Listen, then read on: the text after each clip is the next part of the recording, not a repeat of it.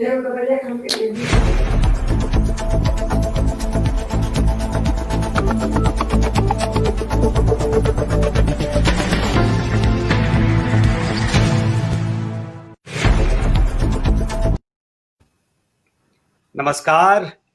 रात के 8 बज चुके हैं और आज हम लोग नए साल के स्वागत में और पुराने साल को विदाई देने के लिए उपस्थित हैं। हमारे साथ कई खास मेहमान हैं। डॉक्टर के डी प्रसाद हैं, शिक्षाविद हैं, इग्नू में बड़े पद पे कार्यरत हैं। पंकज तेतरवे जी हैं जो लौक के COO हैं। डॉक्टर अंशुमन कुमार हैं, कैंसर सर्जन हैं, मशहूर कैंसर सर्जन, और इस पूरे कोरोना काल में हमने इनके ज्ञान को, इनकी पूरी विद्या को हम लोगों ने बहुत गौर से सुना, समझा और जाना कि इस कोरोना काल में हम लोग को कैसे बचना चाहिए। एक और मेहमान अभिरंजन कुमार जो वरिष्ठ पत्रकार हैं, थोड़ी देर में जुड़ेंगे। हम सब लोग आज जो चर्चा करने वाले हैं, डॉक्टर साहब, पंकज जी और प्रसाद जी, आज हमने विषय रखा है, वो विषय ये रखा है, जैसा आप सब लोगों को मालूम है कि कोरोना काल का हुम्बो कोरोना काल में कैसे हुआ है। और चर्चा इसलिए जरूरी है कि हर अलग अलग दिशा से हम लोग इसलिए अभी जमा हुए हैं कि आने वाला साल 2021 और जो ये साल बीत रहा है 2020, हम सब लोग लगातार कहते रहे कि 2020 बहुत खराब साल है। इतना खराब साल तो कभी हम लोगों ने देखा नहीं है और इतना खराब साल कभी रहे नहीं। तो ये जो चर्चा हम लोग लगातार करते रहे हैं कि इतना खराब साल कभी नहीं रहे, और इस परिस्थिति में हमें लगता है कि हम सब लोगों को इस बात को समझना चाहिए कि आने वाला जो समय है वो कैसे बेहतर हो, इसके प्रयास भी होने चाहिए। पिछले चीजों से हमने क्या सीखा है, हमने क्या जाना है, और आगे आने वाली चीजों से हमको कैसे सतर्क रहना है, इन सब चीजों से हम बात करेंगे। और अलग अलग क्षेत्र के सब लोगों के साथ मैं आज इस साल के आखिरी दिन सब दर्शकों के साथ रूबरू हो रहा हूं। मैं शुरुआत करूंगा डॉक्टर साहब से, क्योंकि बात कोरोना की है। जब कोरोना की बात होगी तो सबसे पहले बीमारों का इलाज करने वाले की बात होगी। तो डॉक्टर साहब से मैं शुरू करूंगा। डॉक्टर साहब, कोरोना का वैक्सीन का जो ट्रायल है पूरे देश में 2 तारीख से शुरू हो रहा है, और उम्मीद की जा रही है कि बहुत जल्द हिंदुस्तान में भी वैक्सीनेशन शुरू हो जाएगा। यूरोप के करीब 27-28 देशों में शुरू हो चुका है। तो अब आने वाले दिनों में हमें क्या लगता है, मतलब वैक्सीन आने के बाद कोरोना खत्म हो जाएगा? सीधा सवाल। बहुत ही सीधा सवाल किया है आपने, तो जवाब उतना ही सीधा है। कोरोना खत्म नहीं होगा। चाहे वैक्सीन ले आए, सैटेलाइट ले आए, मिसाइल ले आए, इसको समझने की जरूरत है। इसको मेडिकल से मैं थोड़ी सी फिलॉसफी को जोड़ते हुए बताता हूं। मैं बार बार कहता हूं, धरती वायरस की है, हम प्रवासी हैं, मनुष्य प्रवासी है। मनुष्य का जीवन काल 60 साल, 90 साल, 100 साल का होता है। वायरस का जीवन काल आप आकलन नहीं कर सकते हैं। मनुष्य की संख्या आज 8.5 अरब है पूरे विश्व में। वायरस कितने अनगिनत हैं आप अंदाजा नहीं कर सकते हैं। सिंपलेस्ट फॉर्म है वायरस, न तो डेड है न लिविंग है, मतलब लाइफ है ही नहीं। वायरस एक न्यूक्लियो प्रोटीन है, और जो आके किसी भी सभ्यता संस्कृति को पूरी तरह खत्म करने की क्षमता रखता है। तो वायरस ये है।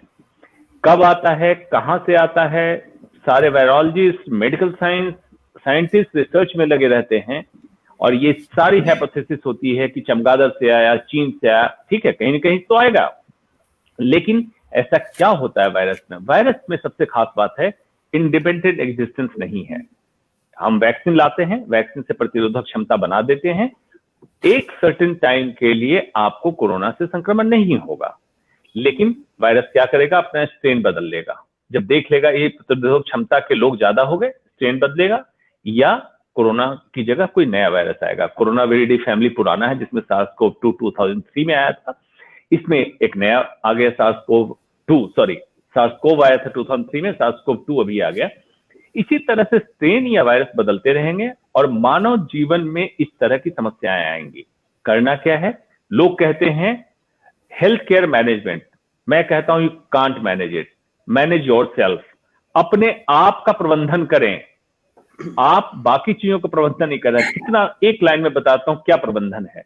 प्रबंधन यही है कि आपको अपने आप से सामंजस्य बिठा लेना है, प्रकृति के साथ, नेचर के साथ सिंक्रोनाइज कर लेना है। आप स्वस्थ रहने लगेंगे। फिर इतनी आपाधापी, इतनी जो हालत खराब हुई, अभी गंभीर समस्या बनी, ऐसी समस्या नहीं बनी।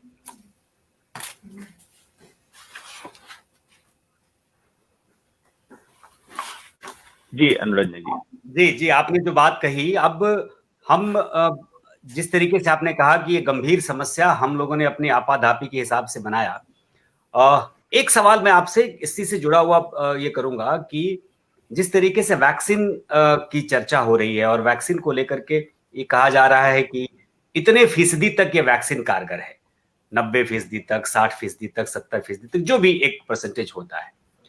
आम आदमी के लिहाज से अगर मैं सवाल करूं तो मेरे दिमाग में दो सवाल आते हैं कि क्या ये वैक्सीन किसी भी को दिया जाएगा तो 90% तक कारगर है, या ये 90% लोगों तक कारगर है?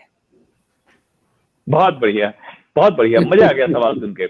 अधिकतम लोग यही समझते हैं कि वैक्सीन लगा लिया तो 90% उम्मीद है कि मुझे कोरोना नहीं होगा। 90% उम्मीद है एक इंडिविजुअल कोरोना नहीं होगा, जबकि ऐसा नहीं है। इसको समझने की जरूरत है। एक इंफॉर्मेशन यहाँ पे जो सुन रहे होंगे, मैं हर समय कहता हूँ वैज्ञानिक सोच की जरूरत है। वैज्ञानिक सोच में मेडिकल हिस्ट्री में अभी तक की सबसे फास्ट वैक्सीन जो डेवलप हुई थी वो मम्स की हुई थी, 4 साल लगे थे। उसका रिकॉर्ड टूट गया।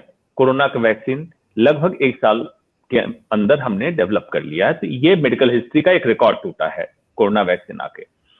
अब इसको कैसे हम ट्रायल लेते हैं, 2 ग्रुप बनाया जाता है। एक ग्रुप को वैक्सीन दिया जाता है और दूसरे ग्रुप को प्लेसिबो दिया जाता है। प्लेसिबो से मतलब उसमें वैक्सीन का कोई एलिमेंट नहीं होगा, लेकिन ये डबल ब्लाइंड होता है। न देने वाले को पता होता है, न लेने वाले को पता होता है किसमें वैक्सीन दिया गया। इसको कोड करके दिया जाता है। एक मेडिकल स्टैटिस्टिक्स का तरीका होता है।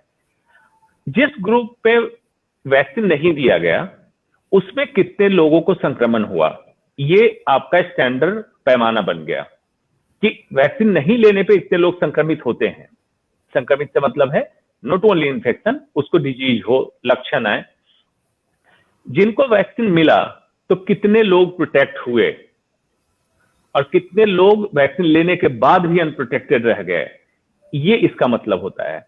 तो मतलब अगर 90% की बात कर रहे हैं तो अगर 100 लोगों को वैक्सीन लगाया जाएगा तो 90 लोग प्रोटेक्टेड रहेंगे और 10 लोग अनप्रोटेक्टेड छूट जाएंगे, जिनमें कोरोना की संभावना, संक्रमण की संभावना रहेगी। अब वो 10 कौन होगा ये किसी को नहीं पता होता है। इसीलिए हर समय वैक्सीन के बाद भी हम लोग सजेस्ट करते हैं कि अभी भी आपको जब तक एंटीबॉडी लेवल आपका चेक ना कर लिया जाए कि आपके अंदर एंटीबॉडी आई, तब तक आपको डिस्टेंसिंग, हैंड वॉशिंग और मास्क का इस्तेमाल उसी तरह से करना है जैसे आप नॉन वैक्सीनेटेड के समय कर रहे थे। 2 डोज लगने के बाद आपका एंटीबॉडी का टेस्ट होगा, एंटीबॉडी के लेवल पाया जाएगा, तब आप प्रोटेक्टेड हैं। पहली बात। दूसरी बात, हम अभी देखेंगे कितने समय के लिए प्रोटेक्टेड हैं। कुछ लोग कोरोना संक्रमण से जब रिकवर हो रहे हैं 3 महीने के बाद एंटीबॉडी उनका ऑलमोस्ट 0 लेवल पे आ जाता है। तो क्यों वैक्सीन के बाद अगर 1 साल का कम से कम प्रोटेक्शन आता है तब हम मानते हैं कि वैक्सीन सक्सेसफुल हो गई। 1 साल प्रोटेक्शन मिनिमम चाहिए, तो उसके लिए 1 साल जब होगा तब हम समझ पाएंगे कि वैक्सीन कारगर हो गई। ये है पूरी कहानी वैक्सीन। बिल्कुल, आपने ठीक किया। दर्शकों को ये जानना जरूरी है कि आखिर इस वैक्सीन का पूरा परिणाम कैसे समझ में आएगा। इसका मतलब ये है कि डॉक्टर साहब की बातों से मैंने ये एक तथ्य निकाला कि किसी भी सूरत में हमको, आपको किसी भी सूरत में इस वैक्सीन आ रहा, मतलब वैक्सीनेशन शुरू हो रहा है या पूरी परिस्थिति को देखते हुए भी अपना बचाव करते रहना है और जो प्रिकॉशंस हम ले रहे हैं उसको कंटिन्यू रखना है। ये एक बहुत जरूरी चीज है। मैं एक डॉक्टर साहब, मैं डॉक्टर केडी प्रसाद हैं, शिक्षाविद हैं।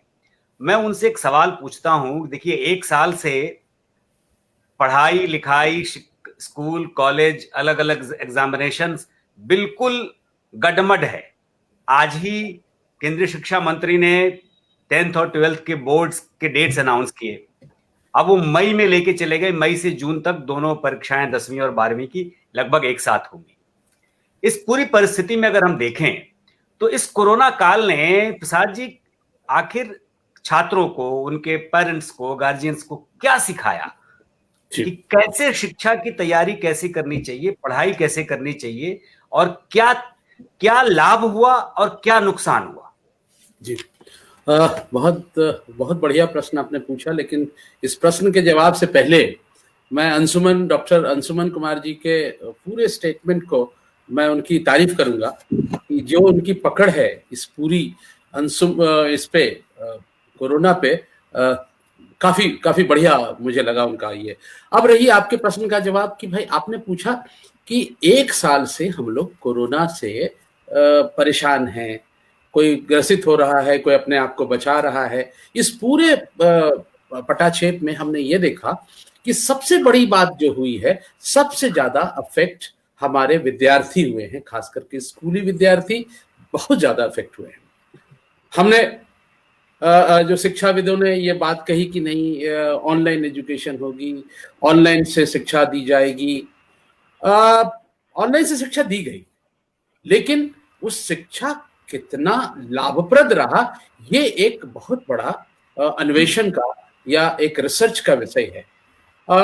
तकरीबन ये मान लीजिए कि रेडीनेस ऑफ लर्नर्स नहीं थी, हमारे लर्नर्स रेडी नहीं थे, और ना ही टीचर्स को उस तरह का कोई ट्रेनिंग था कि ऑनलाइन एजुकेशन को एक बहुत बढ़िया तरह से एक लर्निंग पैराडाइम के तहत अच्छे ढंग से लोगों तक परोसा जाता। धीरे धीरे चीजें बढ़ी, डिवाइसेस की कमी थी, कहीं बिजली नहीं है, कहीं इंटरनेट नहीं है, तो ये सारे चीजों को जब हम देखते हैं तो हम ये पाते हैं कि हमने सिर्फ और सिर्फ एक अपनी फॉर्मेलिटी पूरा करने के लिए हमने इन सारे चीजों को लेकर के आगे तो जरूर बढ़े, लेकिन इसका कितना सार्थक असर विद्यार्थियों पे हुआ है या पूरी शिक्षण व्यवस्था पे किस तरह से हुई है, इसको सोचने की जरूरत है। इससे आगे अगर हम जाते हैं तो हमने क्या सोचा और क्या पाया, क्या जरूरत थी, ये भी सोचने की जरूरत है। जब भी ऑनलाइन एजुकेशन की बात हम सोचते हैं तो उसमें आईटी का एप्लीकेशंस, आईटी एक लेजिटिमेट विधा है जिससे कि हम एजुकेशन को हमारे जैसे देश में ज्यादा से ज्यादा लोगों तक पहुंचाने का एक तरीका मान सकते हैं। लेकिन क्या ऑनलाइन एजुकेशन क्या कुछ नई सी एजुकेशन है? क्या एकदम नहीं नई सी एजुकेशन है। सिर्फ जो एग्जिस्टिंग एजुकेशन के सिस्टम्स है उसको थोड़ा सा रद्दोबदल करके उसके डिलीवरी के तरीके को बदलने की जरूरत थी। दूसरी बात इसमें यह आती है कि online education is not a new innovations, it's the just repackaging of the content which are available with us. ये चीज हम लोगों ने सोचना चाहिए था। दूसरी बात कि वो कंटेंट जो बनेगा उसको बनाने वाले कौन होंगे, कौन आईटी एक्सपर्ट हैं जो इन चीजों को देख पाएंगे। हमें इस बिंदु पे भी बहुत गौर से देखने की जरूरत है। तो हम ये पाते हैं कि वो पहलू अभी थोड़ा सा अछूता है। अब इन दोनों चीजों के बाद जब हम तीसरे पहलू पे आते हैं कि विद्यार्थियों का, जैसे कि आज माननीय शिक्षा मंत्री जी ने आज एग्जामिनेशन के बारे में तारीखों की घोषणा की, परीक्षा कैसी होनी चाहिए थी या परीक्षा कैसी होनी चाहिए ऐसे हालात में। कल तक हम सब लोगों ने मेमोरी बेस्ड लर्निंग के आधार पर हमने परीक्षाएं पास की हैं। हमने 10 प्रश्न पढ़ के गए, 5 प्रश्न उसमें आया तो अच्छा, नहीं आया तो थोड़े कम अंक आ जाएंगे। आज की परीक्षा मेमोरी बेस्ड ना हो करके अगर आज की परीक्षा कॉम्प्रिहेंशन बेस्ड, एक्टिविटी बेस्ड परीक्षा अगर हो पाती तो शायद हम ऑनलाइन लर्निंग की जो सार्थकता पर हम प्रश्न चिन्ह नहीं लगा पाते। लेकिन आज भी अगर हम ये देखते हैं कि अगर हम इन सारे चीजों को अगर गौर से देखें तो हमें लगता है कि अगर इन तीनों चारों चीजों को अगर फिर से एक स्ट्रेट लाइन में हम लाने की कोशिश करें, ये सोचते हुए कि हमारे पास डिवाइसेस की कमी है, हमारे पास संसाधनों की कमी है, हमारे पास इंटरनेट की स्पीड की कमी है, हमारे पास बिजली की कमी है, ऐसे में ऑनलाइन एजुकेशन देना अपने आप में एक बहुत बड़ी चुनौती रही है शिक्षकों के लिए भी और शिक्षार्थियों के लिए भी, जिन्होंने शिक्षा लिया उनकी रेडीनेस को हमने कभी भी साइट नहीं देखा। ये मैं कहना चाहूंगा झा साहब। जी, आपने बिल्कुल सही बात कही और एक एक सवाल डॉक्टर अंशुमन और डॉक्टर केडी प्रसाद दोनों के लिए है। मैं आप लोगों को सवाल बता देता हूं और फिर मैं पंकज जी से बात करता हूं ताकि उसके बाद उन सवाल जवाब की शुरुआत करेंगे। कोरोना ठीक होने के बाद फेफड़ों में छेद होने की खबर है। अरुण दुबे का सवाल है डॉक्टर अंशुमन के लिए, और उन्हीं का एक सवाल है डॉक्टर केडी प्रसाद के लिए कि कोरोना काल को अगर शैक्षणिक सत्रों के लिए शून्यकाल घोषित किया जाए तो क्या होगा। मैं इन दोनों पे आप लोगों से चर्चा करूंगा। मैं पंकज जी का दर्शकों से परिचय करा दूं। पंकज तेतरवे एक बहुत मशहूर अपने क्षेत्र के व्यक्ति हैं और एक कंपनी को 15 सालों में जीरो से लेकर के और 3000 करोड़ की कंपनी बनाने में इनका योगदान रहा है और उस कंपनी के सर्वे करवा रहे हैं। और वहां के बाद उनके अनुभव के बाद अब वो एक नया प्रोजेक्ट कर रहे हैं जो सब लोगों को मालूम है कि लौक जो भारत का वीडियो कॉन्फ्रेंसिंग प्लेटफॉर्म है उसके सीओओ हैं। तो बतौर लौक के सीओओ पंकज जी से मैं ये जानना चाहता हूं कि ये इस एक साल में एक एंटरप्रेन्योर को, एक व्यवसायी को, एक नए आगे आने वाले किसी कारोबारी को या जमे जमाए लोगों को इस पूरे एक साल कोरोना काल में क्या परेशानियां हुई हैं और आगे आने वाले दिनों में नहीं होगी उसके लिए उसको क्या करना चाहिए। मनोरंजन जी, बहुत पुरानी बात है।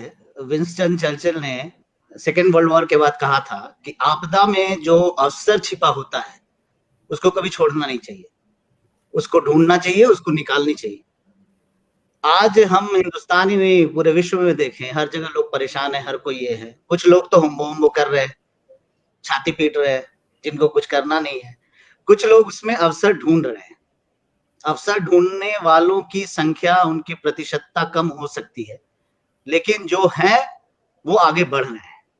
अगर हम इंडिसेस को देखें, भारत अमेरिका की तरह का देश नहीं है जहां की वहां के स्टॉक मार्केट, स्टॉक एक्सचेंज में जो फिगर्स आती है वो वहां के इकोनॉमी को परिलक्षित करता है, परिदर्शित करता है, दिखाता है। इंडिया में 30 वेल बेस्ड कंपनियां हैं जिनके बेस पे यहाँ पर स्टॉक मार्केट ऊपर नीचे होता है, उनके काम करने के, उनके फायदे के, मुनाफे के, नुकसान के आधार पे। बैक जाइए आप 2020 के जनवरी के महीने में 42,000 के करीब सेंसेक्स था। आज 31 जनवरी को 47,700 कुछ पर सेंसेक्स बंद हुआ है। तो कहने का मतलब ये है कि वो 30 कंपनियां जो खुद से अपने आप को सुदृढ़ बना चुकी हैं पहले से और जो लिस्टेड हैं, उन्होंने तो अपने आप को ठीक कर लिया।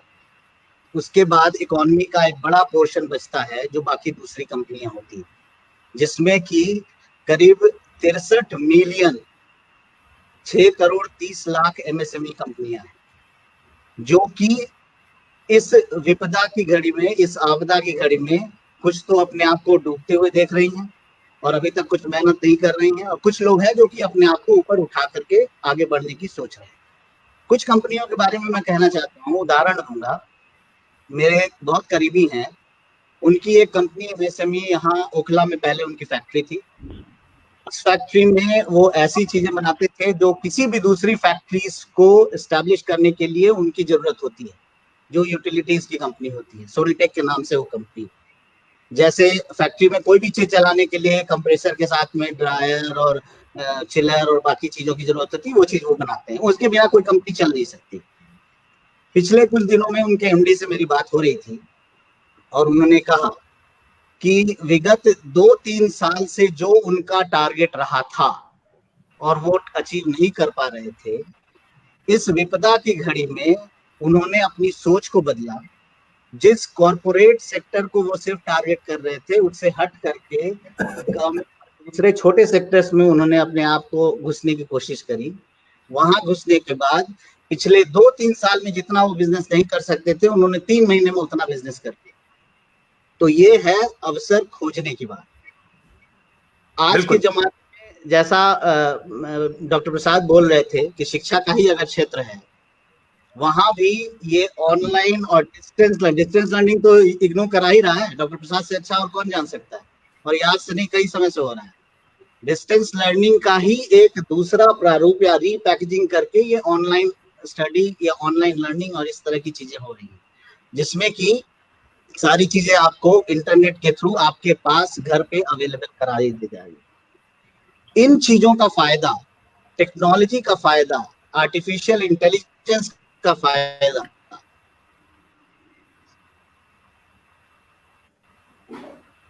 अब उठाने का समय। मैं पॉलिटिकल डिजिटल इंडिया और ये वो जो भी करना हो वो करें ना करें उससे मतलब नहीं है, लेकिन हर इंसान को ये समझना होगा कि अब समय अब डिजिटल का आ गया है। अब उसके बिना आप कहीं कुछ नहीं, अब कुछ भी करना है तो उसका सहारा आपको लेना ही पड़ेगा, चाहे किसी भी तरह की इंडस्ट्री हो। कुछ दिन पहले बड़ा हंगामा हो रहा था कि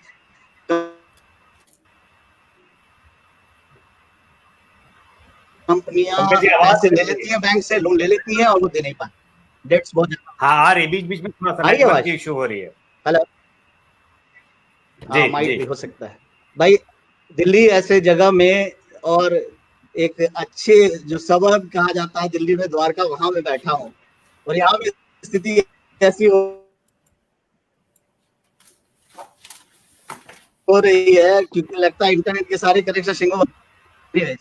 चक्कर ये है कि अगर टेक्नोलॉजी का यूज प्रूडेंटली सही तरीके से हम नहीं कर पाए तो हम आगे अब नहीं बढ़ सकते। हमारी सोच बदलनी होगी। हम देखिए, भगवान बुद्ध ने पहले कहा था, बहुत साल पहले, कि परिवर्तन प्रकृति का नियम है। 10 साल पहले जब नोकिया एंड्रॉयड के साथ में हाथ नहीं मिलाया तो नोकिया की क्या दुर्दशा हो गई हम सब जानते हैं। एंड्रॉयड टेक्नोलॉजी पे वो नहीं आया तो उस समय सब लोग बोलते थे कि ऐसा करना चाहिए, ऐसा करना चाहिए, लेकिन वो नहीं कर पाए। आज भी वही परिवर्तन का एक दौर प्रकृति ने हमें दिखाया है, हमें रास्ता बताया है।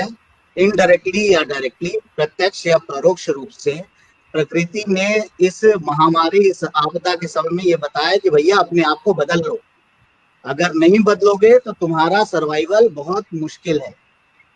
बचपन में डार्विन का सिद्धांत पढ़े थे, सर्वाइवल ऑफ द फिटेस्ट। तो आज के समय में ये सब भूल गए। असल में क्या है कि फिजिक्स, केमिस्ट्री, बायोलॉजी, जहां भी हम लोग जो कुछ भी पढ़े हैं ना, उसका प्रैक्टिकल अप्रोच हम लोग देखा करते थे। जब तक हम लोग प्रैक्टिकल नहीं करते, थ्योरी से नहीं समझ में आती बातें। तो प्रकृति ने पहले तो एवेंजर्स की मूवी एक लेकर के आ गए यहाँ पे हॉलीवुड वाले, जिसमें Thanos with the flicker of his finger वो चाहता था कि आधी आबादी खत्म हो जाए ताकि सब कुछ बैलेंस हो जाए। कोरोना ने उसी फॉर्मूला को अपना लिया और आपको बता दिया कि भाई साहब सुधर जाइए। अगर हम और आप नहीं सुधरेंगे, अपने आप को बदलेंगे नहीं, तरीका नहीं, अगर कुछ अच्छा सोचेंगे तो हम आगे नहीं बढ़ सकते। जहां तक कंपनीज की बात है, इकोनॉमी की बात है, अर्थव्यवस्था की बात है, कॉर्पोरेट वर्ल्ड की बात है, टेक्नोलॉजी आगे आने वाले समय में जो कि आर्टिफिशियल इंटेलिजेंस बेस्ड टेक्नोलॉजी रहेगी, जिसमें डेटा एनालिसिस का बहुत बड़ा रोल होगा, उसी रोल के ऊपर में ही कोई भी अर्थव्यवस्था खड़ी हो पाएगी, चाहे वो कहीं की हो। जब तक हम उसे नहीं अपनाएंगे, जब तक हम उससे दूर भागते रहेंगे, हम पिछड़ते रहेंगे, कोई ना कोई समस्या हमारे पास आती रहेगी। बिल्कुल ठीक कह रहे हैं आप पंकज जी। अभी रंजन जी काफी देर से गौर से सब लोगों की बात सुन रहे हैं, और अभी रंजन जी वरिष्ठ पत्रकार भी हैं और एक सामाजिक चिंतक भी हैं। तो सामाजिक चिंतक के तौर पर, क्योंकि वरिष्ठ पत्रकार, बहुत सारे वरिष्ठ पत्रकार लोग किस तरीके का चिंतन कर रहे हैं वो हम लोग भी देख रहे हैं, तो मैं एक बतौर सामाजिक चिंतक के तौर पर रंजन जी से ये सुनना चाहता हूँ कि इस कोरोना काल में, देखिए जब कोरोना काल शुरू हुआ था अभिरंजन जी, तो हम सब लोग घरों में बंद थे, और डॉक्टर साहब से भी उन दिनों चर्चा जब शुरू हुई हमारी, और पंकज जी से सब लोगों से हम लोग बात करते थे, तो सबके मन में मैं सुनता था, देखता था कि सब लोग एक दूसरे से मिलने को बहुत बेचैन थे। सब लोग चाहते थे कि एक दूसरे से मुलाकात करें, नहीं तो किसी भी माध्यम से, और एक दूसरे से मुलाकात करें। इसी के प्रयास के तहत हम सब लोगों ने लौक का की परिकल्पना की कि एक दूसरे के साथ हम लोग मिलेंगे वीडियो कॉन्फ्रेंसिंग प्लेटफॉर्म के जरिए। लेकिन धीरे धीरे हमने देखा विरंजन जी कि समय के साथ साथ वो मिलने की जो ऊष्मा थी ना अंदर से, वो धीरे धीरे खत्म होने लगी।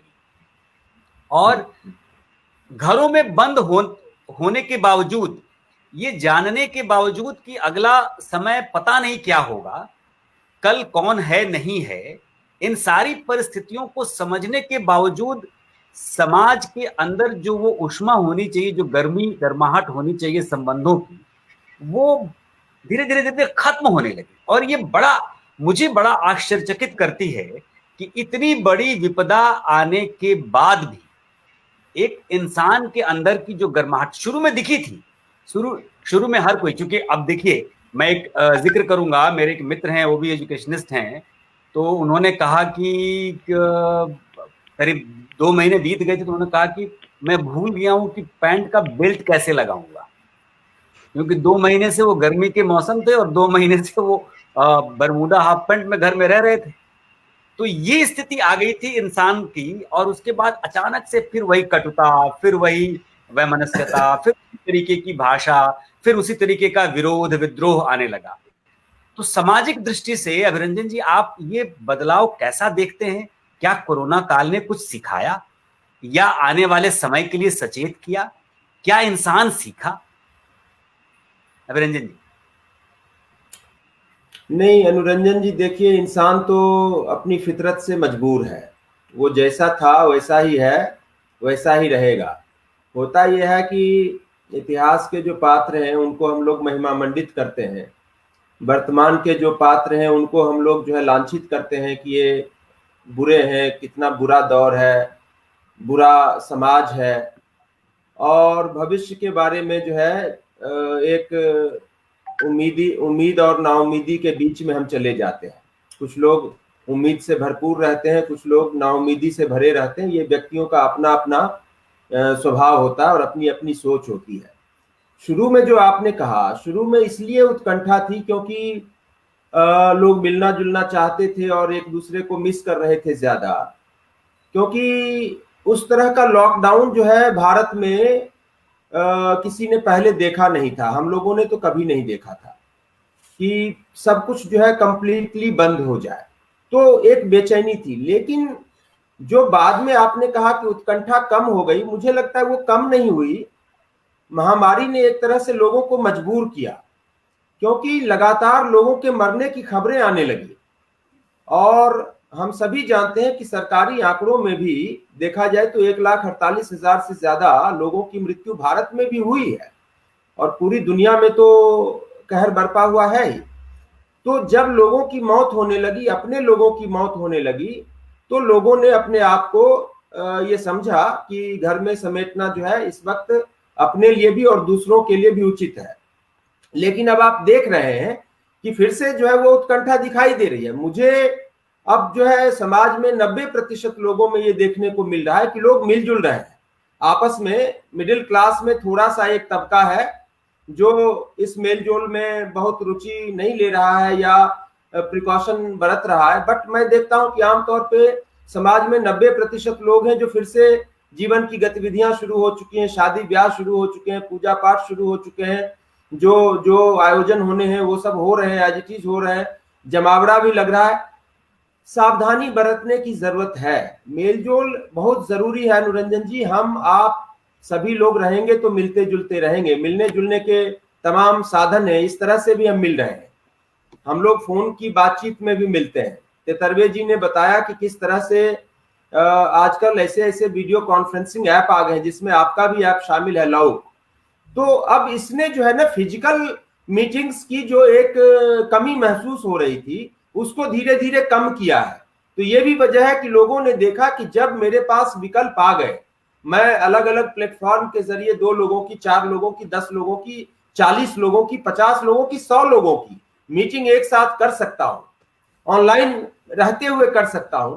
तो फिजिकल कांटेक्ट में जाके एक दूसरे को एक रिस्क में डालने की क्या आवश्यकता है। तो ये देखो, इंसान की उत्कंठा कभी खत्म नहीं होती। हमारा आपका जो प्रेम है समाज में, एक दूसरे के लिए जो प्रेम है और जो नफरत है, वो दोनों ही चीजें खत्म नहीं होने वाली है। मनुष्य है तो ईर्ष्या है, नफरत भी है, और मनुष्य है तो प्रेम भी है, सद्भाव भी है। एक दूसरे के लिए कुर्बानियां और शहादतें भी लोग देते रहेंगे। तो ये एक फेज है, इस फेज ने बहुत तरीके से हमें डैमेज किया है। मुझे लगता है ये बहुत टेम्पोररी है, इतना निराश होने की जरूरत नहीं है। सब लोग फिर से मिलेंगे, मिलजुल रहे हैं।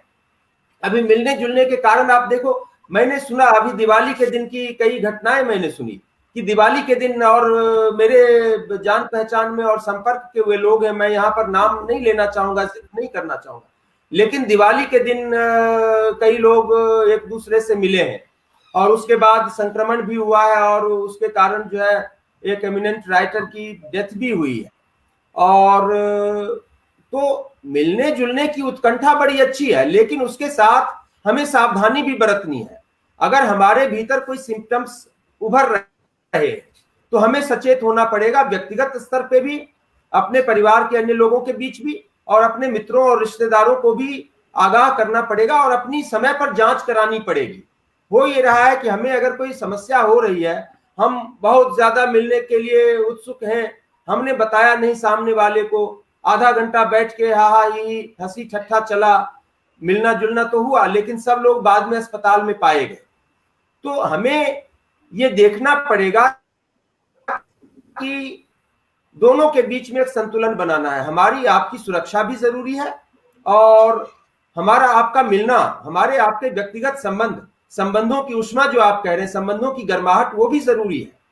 एक बीमारी, एक महामारी हमारे आपके बीच के संबंध को समाप्त इसलिए नहीं कर सकती है क्योंकि मेरी जरूरतें खत्म नहीं हो रही हैं जीवन की, ना आपकी जरूरतें खत्म हो रही हैं। तो सारे संबंध अगर जो है इस तरह से भी देखा जाए तो जरूरतों पर तो कम से कम निर्भर है ही।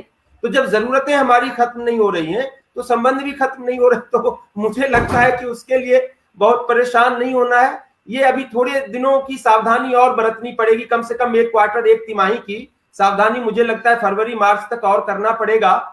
ये देखना पड़ेगा अनुरंजन जी कि अभी जो तरह तरह की वैक्सीन आए हैं उनका इम्पैक्ट जो है एक्चुअली हो क्या रहा है। अभी अब तरह तरह की बातें भी तो साथ साथ आ रही हैं। ये भी आ रहा है कि वैक्सीन बन गई है, 3-4 तरह के ऑप्शंस बाजार में आ गए हैं, लेकिन उनके कुछ इफेक्ट्स भी देखने को मिल रहे हैं। तो अब उनका एक्चुअल जो है इम्पैक्ट लोगों पर हो रहा है, ये महामारी से बचा पा रहा है, नहीं बचा पा रहा है, ये 2-3 महीने का मुझे लगता है एक क्वार्टर और देना चाहिए। और जो नए नए स्ट्रेन भी आ रहे हैं सो कॉल्ड, तो इनकी भी ताकत को देखना पड़ेगा कि ये क्या पिछले वायरस के कहर को थोड़ा और आगे बढ़ाते हैं या नियंत्रित हो जाएंगे। तो 2-3 महीने का, और जैसे ही आप देखेंगे कि लोगों को जरा सा एहसास हुआ कि ये वायरस जो है अब तो गया, अब इसको हमने नियंत्रित कर लिया, फिर देखिए कैसे सुबह शाम जो है मजमा लगता है और कैसे हंसी ठट्ठा होता है। कुछ खत्म नहीं होने वाला। एक वायरस जो है इंसानियत को और संबंधों को समाप्त नहीं कर सकता। नए साल में हम लोग ऐसी उम्मीद करेंगे। मैं डॉक्टर साहब से, डॉक्टर अंशुमन से ये पूछूंगा, एक तो उनके लिए सवाल था कि कोरोना से ठीक होने के बाद फेफड़ों में जो इन्फेक्शन, मतलब बेसिकली छेद होने की जो खबर आ रही है उसमें कितनी सत्यता है, यानी उसका आफ्टर इफेक्ट्स क्या हो रहा है। और दूसरी बात जो अभिरंजन जी की बातों से निकल के आया कि जो वैक्सीनेशन की जो बात हो रही है डॉक्टर साहब, कि अलग अलग तरह के वैक्सीन आ रहे हैं, तो वो उन वैक्सीनेशन और स्ट्रेन के बीच में एक तरफ वैक्सीनेशन का दौर शुरू हुआ है और दूसरी तरफ नए नए म्यूटेशंस की खबरें आ रही हैं। हालांकि म्यूटेशंस किसी भी वायरस का एक बहुत नॉर्मल फेनोमेना है, वो होता है, लेकिन जिस तरीके से ये ब्रिटेन वाला स्ट्रेन की जो चर्चा हुई और पूरे दुनिया में एक तरीके से दोबारा से लॉकडाउन की पोजीशन आ गई, तो क्या कहीं आप लिंक पाते हैं डॉक्टर साहब इस लड़ाई, कहीं ऐसा तो नहीं है कि स्ट्रेन और इस स्ट्रेन की बातचीत करने के पीछे और वैक्सीनेशन के पूरे प्रोसेस के पीछे कुछ लड़ाई है, या ये नॉर्मल है बिल्कुल? ये दोनों बातें मैं आपसे जानना चाहूंगा। रंजन जी, मैं वेब रेडियो का शुक्रगुजार हूं कि मेन स्ट्रीम मीडिया से अलग तरीके से चलता है और आप बार बार करते हैं, विमर्श की बात कहते हैं, और इससे पहली बार मैं किसी भी सोशल प्लेटफॉर्म या मीडिया में जो बताने जा रहा हूं ये चौंकाने वाला होगा। जो सवाल आपने पूछा है, पहले तो जो सवाल दर्शक ने पूछा उसका जवाब दे देता हूं। कोरोना के बाद फेफड़े में छेद वाली बात, ये व्हाट्सएप यूनिवर्सिटी पे फैलाया हुआ एक ज्ञान है, उस पर ट्रस्ट न करें। होता क्या है कि जिनकी हालत अति गंभीर होती है, मतलब आईसीयू वेंटिलेटर पे जाते हैं, उनके फेफड़े में जो न्यूमोनाइटिस टेक्निकल कहते हैं, उससे रिकवरी के बाद फाइब्रोसिस होती है, मतलब लंग में एक जाले बनते हैं जिसके कारण लंग में फूलने की क्षमता कम हो जाती है, ना कि छेद होता है। तो ये एक हीलिंग प्रोसेस है जिसको स्कार समझ सकते हैं कि कहीं भी चोट लगी तो स्कार हुआ, ये स्कारिंग प्रोसेस है, उससे लंग की कैपेसिटी कम होती है। तो इसकी जांच होती है, हम लोग HRCT करके चेक करते हैं कि कितनी फाइब्रोसिस है, आप सस्टेनेबल है नहीं है, सारा हो जाता है। तो इस तरह से आप पैनिक ना करें, सब में नहीं होता है। अब बात आ गई virus strain change and ability of vaccine at the same time. इस पे जो मैं बताने जा रहा हूं ये थोड़ा आपको चौंकाने वाला होगा। देखिए, मेडिकल में शोध होता है, बहुत शोध के बाद रिसर्च आता है, लेकिन एट द सेम टाइम कभी ना भूलिए कि जो कंपनी होती है एक कॉम्पिटिटिव बिजनेस मार्केट में होती है। इसमें पहले समझना जरूरी है कि जो वायरस स्ट्रेन चेंज हुआ इसका नाम है VUI, virus under investigation 2020-12Y1, मतलब 2020 के 12 दिसंबर में पहला जो म्यूटेशन एबनॉर्मल आम वायरस है। 1200 से ज्यादा म्यूटेशन कोरोना वायरस में हो चुका है। यूके में जो स्ट्रेन पाया गया उसमें क्या हुआ, ग्राफिक्स में आप लोग देखते होंगे, स्पाइक्स निकले होते हैं, मतलब कांटे कांटे जैसी चीज वायरस में दिखाया जाता है, वो बेसिकली स्पाइक प्रोटीन है। ह्यूमन के, इंसान के फेफड़े में ACE2 receptor, ACE type 2 receptor होता है जिसपे जाके स्पाइक प्रोटीन जुड़ता है। इस वायरस में क्या चेंज हुआ कि स्पाइक प्रोटीन का ओवर एक्सप्रेशन है। जैसे मान लीजिए 10 अगर स्पाइक प्रोटीन के निकले होते, इसमें ज्यादा है, तो इसमें संक्रमण करने की क्षमता ज्यादा है। उदाहरण के तौर पे पहले जो वायरस था, अगर एक व्यक्ति को संक्रमित पाया गया, उसके संपर्क में आए हुए 7 व्यक्ति तक संक्रमित हो सकते थे। इस वायरस में देखा गया 70% संक्रमण क्षमता ज्यादा है, तो मतलब लोगों को ज्यादा संक्रमित कर रहा है वायरस। इतनी बात हुई, लेकिन मारक क्षमता या घातक नहीं है बाकी को कोरोना वायरस से। अब है क्या कहानी, समझिए। इतनी कंपनी मार्केट में वैक्सीन लेके आ रही है, 2 कंपनी फाइजर और मॉडर्ना कंपनी जो है वो स्पाइक प्रोटीन पे ज्यादा काम किया, मैसेंजर RNA बेस्ड वैक्सीन तैयार किया। बाकी ने, किसी ने टोटल वायरस पे काम किया, किसी ने एडिनो वायरस कैरियर फॉर्म में काम किया। तो ये जो डिफरेंसेस है टाइप ऑफ वैक्सीन में, लेकिन एंड रिजल्ट, क्योंकि अब जीन सिक्वेंसिंग, जेनोमिक सिक्वेंसिंग की बात हम लोग करते हैं, एंड रिजल्ट शरीर में प्रतिरोधक क्षमता सारी वैक्सीन की बनाने की उतनी ही है। लेकिन कोई कैसे बिजनेस प्रोपेगेंडा में किसी अपने वैक्सीन को सुपीरियर साबित कर दे या पब्लिक को थोड़े दिनों के लिए आई वॉश कर दे कि ये वैक्सीन बेहतर होगा क्योंकि जो यूके स्ट्रेन आया इसमें यही कारगर है, ऐसा नहीं है। जितने वैक्सीन अभी तक फेज 3 ट्रायल पास हुए हैं, सारे वैक्सीन अभी तक के मौजूदा सारे स्ट्रेन में कामयाब हैं। हाँ, आने वाले समय में अगर कुछ ऐसे म्यूटेशन पाए गए जिनका कंपोनेंट अगर इस वैक्सीन में, प्रेजेंट में जितने वैक्सीन नहीं मिले, तो उसके लिए हम लोग वापस इसका संशोधन करते हैं वैक्सीन में और उसको डेवलपमेंट करते हैं, क्योंकि ये वैक्सीन पॉलीवैलेंट है, मतलब वायरस के हर स्ट्रक्चर को रिप्रेजेंट कर रहा है वैक्सीन, तो प्रतिरोधक क्षमता इसमें बनेगी। अभिरंजन जी और पंकज जी से जो डिस्कशन हुआ उससे जुड़ी 2-3 बातें मैं बता देना चाहता हूं। अभिरंजन जी ने बहुत अच्छी बात कही, जो social, human is a social animal, तो बिना मिले जुले तो ह्यूमन नहीं रह सकता है, ये फैक्ट है। लेकिन इसमें डिस्टेंसिंग का नाम जो सोशल डिस्टेंसिंग दिया गया था उससे मैं पहले भी सहमत नहीं था, फिजिकल डिस्टेंसिंग होना चाहिए था। अभी भी हम जुड़े हुए हैं, हम सोशल डिस्टेंसिंग में नहीं है, सोशल डिस्टेंसिंग मिसनोमर था। दूसरी बात, जो टेक्नोलॉजी की बात आई, इंडिया में मैं भी जब MBA कर रहा था तो सर्वे में देखा कि मैक्सिमम लोग लैगर हैं। नई चीजें जब आती है उसको एक्सेप्ट करने में बहुत डिफिकल्टी होती है, सेम टेक्नोलॉजी के साथ होती है। अभी वैक्सीन के सिलसिले में आपने सुना होगा कि कुछ फतवा जारी किया कि इसमें पोक की चर्बी मिली हुई है और मुसलमानों को नहीं लेना चाहिए। उसके एवज में कुछ हिंदू वालों ने कहा कि खून, गाय का खून मिला है कि नहीं ये बताओ तब मैं लूंगा। मेडिकल साइंस इस पे नहीं काम करता है। मेडिकल साइंस सिंपल काम करता है, इंसान है, इसको जान बचानी है, क्या जरूरी है, इस पे काम होना चाहिए। तो इस तरह के अफवाह, कोरोना का मैनेजमेंट पॉलिटिकल, रिलीजियस, इस तरह के अफवाह चलते जा रहे हैं। टेक्नोलॉजी में क्या हो गया, फेसबुक ने बहुत अच्छा एक प्लेटफॉर्म तैयार किया था लोगों को जोड़ने के लिए, लेकिन आज की डेट में फेक बुक बन के रह गया है, एटलीस्ट इंडिया में। तो फेसबुक नहीं रहा, वो फेक बुक हो गया। उस पे काम की बातें कम होके ये होगी। तो जो पंकज जी कह रहे थे, तो हमारा देश क्या है, पहले लैगर रहेगा और जब एक्सेप्ट करेगा तो हाइपर हो जाएगा। यही दो कम्युनिटी ज्यादा होती है। लॉजिकल कम्युनिटी हमारे कंट्री में कम है।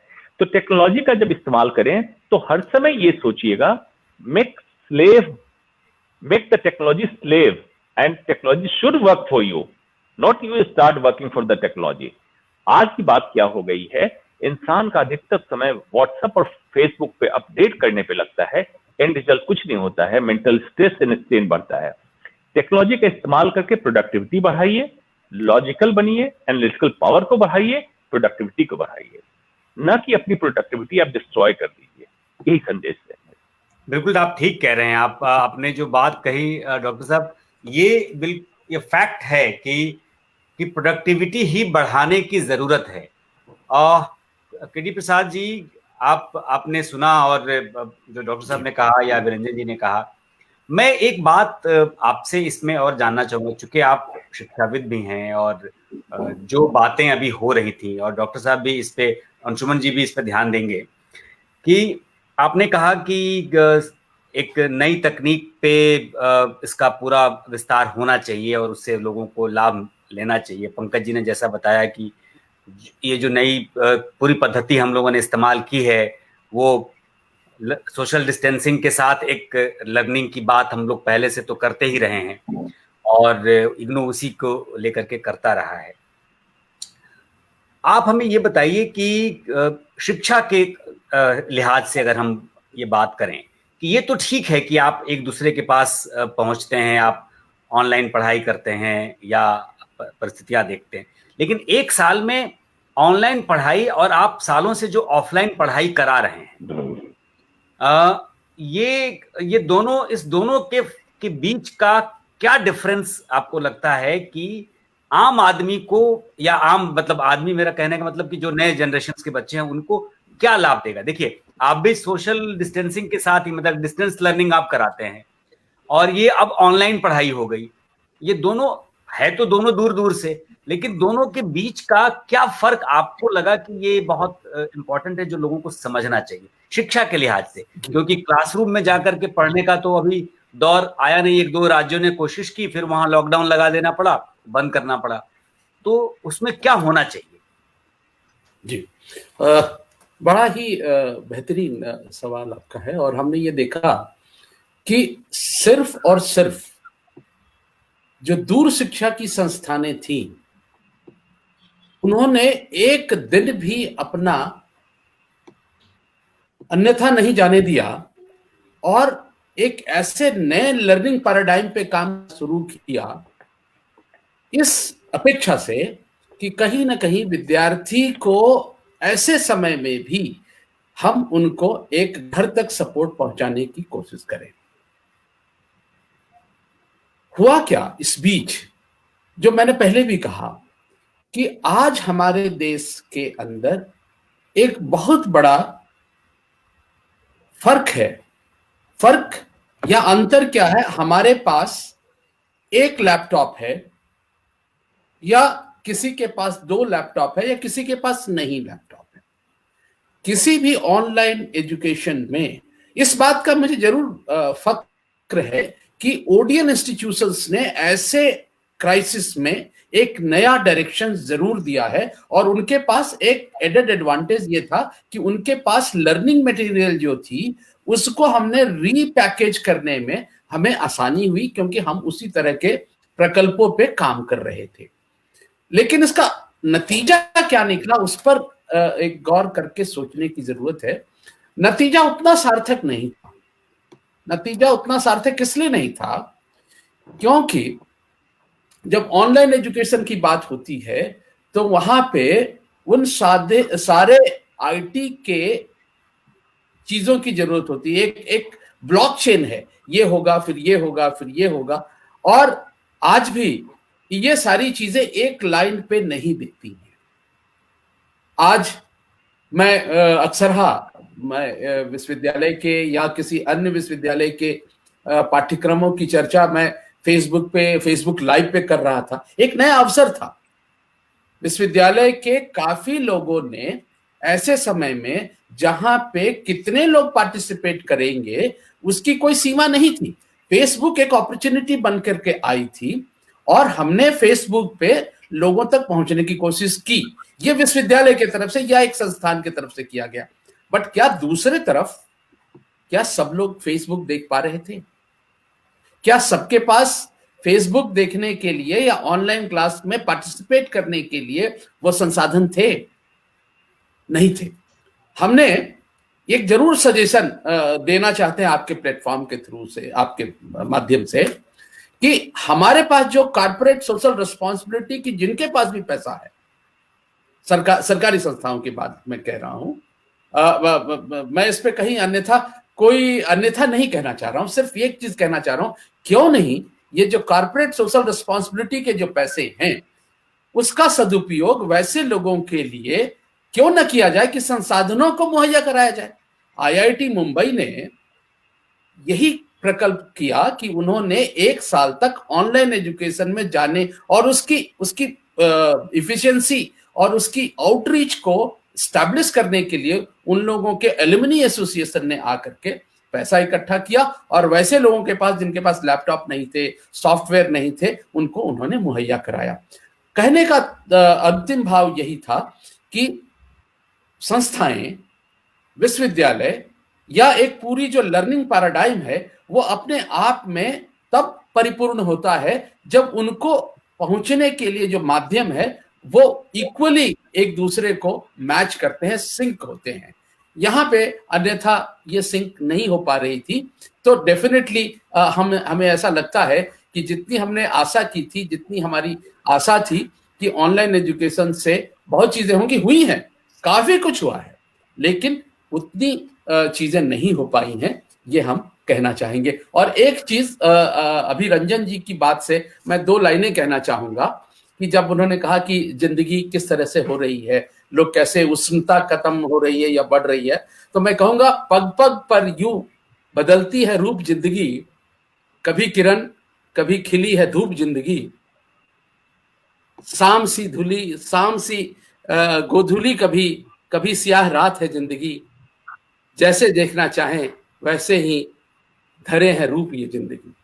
तो ये बातें जब हम देखते हैं तो मुझे लगता है कि ये पूरे चीज में, चाहे वो लर्निंग टाइम हो या डॉक्टर साहब का एरिया हो या अभिरंजन जी का एरिया हो या तेतरवे साहब का एरिया हो, हम इन सारे चीजों में हमें अपने रूप को, अपने ज्ञान को उस रूप से बदलना पड़ेगा। पैराडाइम शिफ्ट जरूरी है और पैराडाइम शिफ्ट के लिए जो आवश्यक संसाधनों की जरूरत है, एक सोच की जरूरत है। अच्छी कविता सुनने के लिए, सुनाने के लिए एक ऐसा मूड होना चाहिए। तो ऐसे सारे मुझे लगता है एक दिन प्रसाद जी कविता का कार्यक्रम भी किया जाएगा और अभिरंजन जी की कविताएं सुनी जाएंगी, क्योंकि अभिरंजन जी पुराने कवि हैं और बच्चों पे इन्होंने जो लिखा है, जो इनकी कविताएं हैं वो काफी मतलब मशहूर कविताएं हैं और एक दौर में उसको लेकर के बहुत सारी चर्चाएं थी। वो फिर कभी किसी दिन हम लोग करेंगे। कुछ लोग और हमारे साथ जुड़ रहे हैं, कुछ दर्शक लोग, उन लोगों से भी चर्चा करेंगे। डॉक्टर साहब, एक सवाल है आपके लिए। गौरीनाथ जी हमारे अंतिका प्रकाशन के संपादक हैं, उसके कर्ता धर्ता हैं और वरिष्ठ पत्रकार भी रहे हैं। हंस में बहुत दिनों तक सहायक संपादक के तौर पे काम किया उन्होंने। और गौरीनाथ जी का एक प्रश्न है, प्रकाशक हैं, दरअसल एक प्रकाशक हैं, आज की तारीख में बड़े प्रकाशक हैं। इनका है कि वैक्सीन कब तक सामान्य लोगों के, एक बिल्कुल आम लोगों का सवाल है। बिल्कुल, ये बहुत, इसको हम कहते हैं FAQs, फ्रीक्वेंटली आस्क्ड क्वेश्चन, अभी यही बना हुआ है। अभी तक के प्रोडक्शन, अभी तक के ट्रायल और रिजल्ट को देखते हुए प्रायोरिटाइजेशन किया जा रहा है। हर कंट्री प्रायोरिटाइज कर रही है कि पहले लॉट में वैक्सीन किसको देना है, जिसमें सबसे पहले हेल्थ केयर में काम करने वाले लोग हैं, मतलब डॉक्टर, नर्सेज और फ्रंट लाइन वॉरियर जैसे पुलिस, पैरामिलिट्री फोर्सेज हैं। इंडिया ने कैलकुलेट किया है 30 करोड़ उनको फर्स्ट सेगमेंट में 30 करोड़ लोग ऐसे हैं जो इस ग्रुप में फॉल कर रहे हैं, जिसमें एल्डरली भी हैं, 50-55 साल से ऊपर के लोग हैं। इनको देने के लिए 2 डोज की जरूरत है, लगभग 60 करोड़ वैक्सीन। 60 करोड़ वैक्सीन की उम्मीद है, अगर जनवरी में चालू करते हैं, सारा अप्रूवल करके फरवरी से देना चालू करते हैं, तो इनका 2 महीने का पीरियड चलेगा। अब सप्लाई एंड डिमांड थ्योरी पे चले जाइए कि जब वैक्सीन का परिणाम अच्छा आने लगेगा तो कंपनी प्रोडक्शन भी फास्ट कर देती है, और ओवर प्रोडक्शन जब होता है, कई कंपनी आ जाती है, तो अभी तक गवर्नमेंट एस्टिमेट कर रही है कि सामान्य लोगों के लिए वैक्सीन अगस्त सितंबर तक उपलब्ध होगी। ये तो अभी तक प्रेडिक्शन है, लेकिन जब ये प्रॉब्लम चालू हुई तो हमारे पास मास्क की कमी थी, पीपी किट की कमी थी, लेकिन जब प्रोडक्शन चालू हुआ तो महीने भर के अंदर हमने शॉर्टेज को खत्म कर लिया था। हो सकता है वैक्सीन में भी सेम हो, कि जो अगस्त सितंबर की बात हो सकता है जून तक कॉमन पब्लिक के लिए ये वैक्सीन अवेलेबल हो जाएगी, क्योंकि कई कंपनी वैक्सीन लेके आ रही है और प्रोबेबली सप्लाई सरप्लस में आ जाएगी, डिमांड उतनी नहीं होगी। और इंडिया हो सकता है आने वाले समय में वैक्सीन का एक मेजर एक्सपोर्टर बनने वाला होगा, खास करके अफ्रीकन कंट्री के लिए और CIS कंट्री के लिए मेजर एक्सपोर्टर इंडिया ही बनेगा, क्योंकि कॉस्ट इफेक्टिव वैक्सीन इंडिया में बनेगा। उसका कारण होता है मास प्रोडक्शन। बिल्कुल। एक सवाल विजय वर्मा जी ने अभी लिखा था, हालांकि हमें लगता है कि इस सवाल का जवाब बहुत जल्दी नहीं दिया जाना चाहिए अभी, लेकिन फिर भी आम लोगों के मन में ये बात है, तो ये आपसे बेहतर कौन बताएगा कि ये जो 3 वैक्सीन जो फाइनल फेज में हैं ऑलमोस्ट, अंशुमन जी, जिसमें भारत बायोटेक की कोवैक्सीन, सीरम की कोविशील्ड और फाइजर की, तो ये तीनों वैक्सीन जिसमें से हमको लगता है कि कोविशील्ड सीरम वाली और फाइजर वो भारत बायोटेक की, इस दोनों को हमें लगता है कि शायद जल्दी ही उसको परमिट किया जाएगा, और फाइजर थोड़ा डिले हो रहा है, जो मुझे सूचना मिली है। इन तीनों वैक्सीन के में कौन बेहतर है, ये एक बड़ा सवाल हर किसी के मन में आ रहा है। जी देखिए, ये डर का व्यापार है, जितना आप डरे उतना आप बेहतर ढूंढेंगे, ये इसी का है। अदरवाइज वैक्सीन की गुणवत्ता 2 चीजों से निर्धारित होती है, कारगर कितनी है, मतलब इम्यूनोजेनेसिटी, ये इम्यून रिस्पॉन्स या प्रतिरोधक क्षमता हमारे शरीर में कितना पैदा करेगी। तो उसका आपको बता दिया था, जो 90-92% इसी के रेंज में सारे कंपनी अपना क्लेम कर रहे हैं। और दूसरी जो सबसे इंपॉर्टेंट बात हुई, सेफ्टी, सुरक्षित कितना है वैक्सीन, लगने के बाद कोई ऐसा साइड इफेक्ट तो नहीं हो जाए जो घातक हो जाए, neurological side effect, corona itself हो जाए। तो फेज 3 ट्रायल के बाद यही क्लियर हो जाता है कि प्रतिरोधक क्षमता कितनी डेवलप करा रही वैक्सीन और सेफ्टी है। अगर सारी एक सी है तो फिर थर्ड चीज आती है, जो इंडिया जैसे कंट्री में, कि ट्रांसपोर्टेशन किस वैक्सीन का आसान है। दिल्ली मुंबई जैसे शहर में तो कोई दिक्कत नहीं है, आप डीप फ्रिज भी रख सकते हैं, लेकिन अगर बिहार के किसी गांव तक वैक्सीन को पहुंचाना है तो कौन वैक्सीन ट्रांसपोर्ट करने में सबसे आसान होगी। अगर कोल्ड चेन मेंटेन करने में डिफिकल्टी होती है तो वैक्सीन डिस्ट्रॉय हो जाती है। तो थर्ड कैटेगरी में ये आएगा, और अल्टीमेटली सारे वैक्सीन का रिजल्ट 1 साल के बाद ही पता चलेगा कि किस वैक्सीन को लगाने से सबसे लंबे समय तक इंसान प्रोटेक्टेड रहा। तो अभी के समय सरकार के डिसीजन मेकिंग में बहुत सारे किसको इमरजेंसी अप्रूवल देके पहले ला रही है, जो अवेलेबल है और जिसकी गुणवत्ता आंकी जा चुकी है, उसी हिसाब से आएगा। तो अभी हेड टू हेड कंपेयर करना और जवाब देना इन वन लाइन मुश्किल है। बिल्कुल, आप ठीक कह रहे हैं। और जो जितनी जानकारी मैंने इकट्ठा की है डॉक्टर साहब, उसमें हमें लगता है कि किसी भी वैक्सीन में अगर थोड़ी सी भी क्षमता कम होगी तो सरकार उसको परमिट नहीं करेगी। यानी कोई भी वैक्सीन ऐसी होगी जिससे लगेगा कि रिस्क फैक्टर ज्यादा है थोड़ा सा भी एक पैरामीटर से, तो वो, क्योंकि भारत की आबादी में जो भी 140 करोड़ लोग अब के आंकड़े जो हैं, उसमें कोई भी जो सिस्टम है उसमें वैक्सीन के लिए सरकार किसी वैक्सीन को प्रमोट करेगी ऐसा नहीं होगा, और सारे वैक्सीन वही परमिट किए जाएंगे जो बेहतर होगा। तो हमें लगता है कि उस परिस्थिति में आपने ठीक कहा कि 1 साल के बाद पता चलेगा, लेकिन जब देने शुरू होंगे लोगों को, वैक्सीनेशन शुरू होगा, तो जो वैक्सीन आपको मिले अगर आपको लेना है तो आपको लेना चाहिए। कुछ दर्शक भी जुड़े हैं, हमारे पुराने कुछ साथी लोग भी हैं। उज्जवल एक दिन और भी हमारे कार्यक्रम में आए थे। उज्जवल, एक आपसे मैं ये कहूंगा कि आप अपनी बात बताएं, इस कोरोना काल में आपने क्या सीखा भाई? आप एक युवा हैं, आप हमको जहां तक याद आ रहा है इंजीनियर हैं शायद पेशे से, डॉक्टर आयुष डॉक्टर हैं, हाँ डॉक्टर हैं आप। तो आप ये बताएं कि जी आप बताएं कि इस पूरे सिस्टम में, इस कोरोना काल में आपने क्या सीखा? कोरोना का हुम्बो सीखा या समाज का हुम्बो देखा? क्या सीखा आपने? ये तो सच है कि कोरोना का भी हुम्बो हुआ, समाज का भी हुम्बो हुआ। कोरोना के नाम पे जो मतलब फर्जी चीजें जो फैलाई गई, ठीक है, सरकार ऐसे कर रही है, वैसे कर रही है, एजुकेशन सिस्टम में हुआ, लेकिन वाकई धरातल पे कुछ नहीं था, पहली चीज।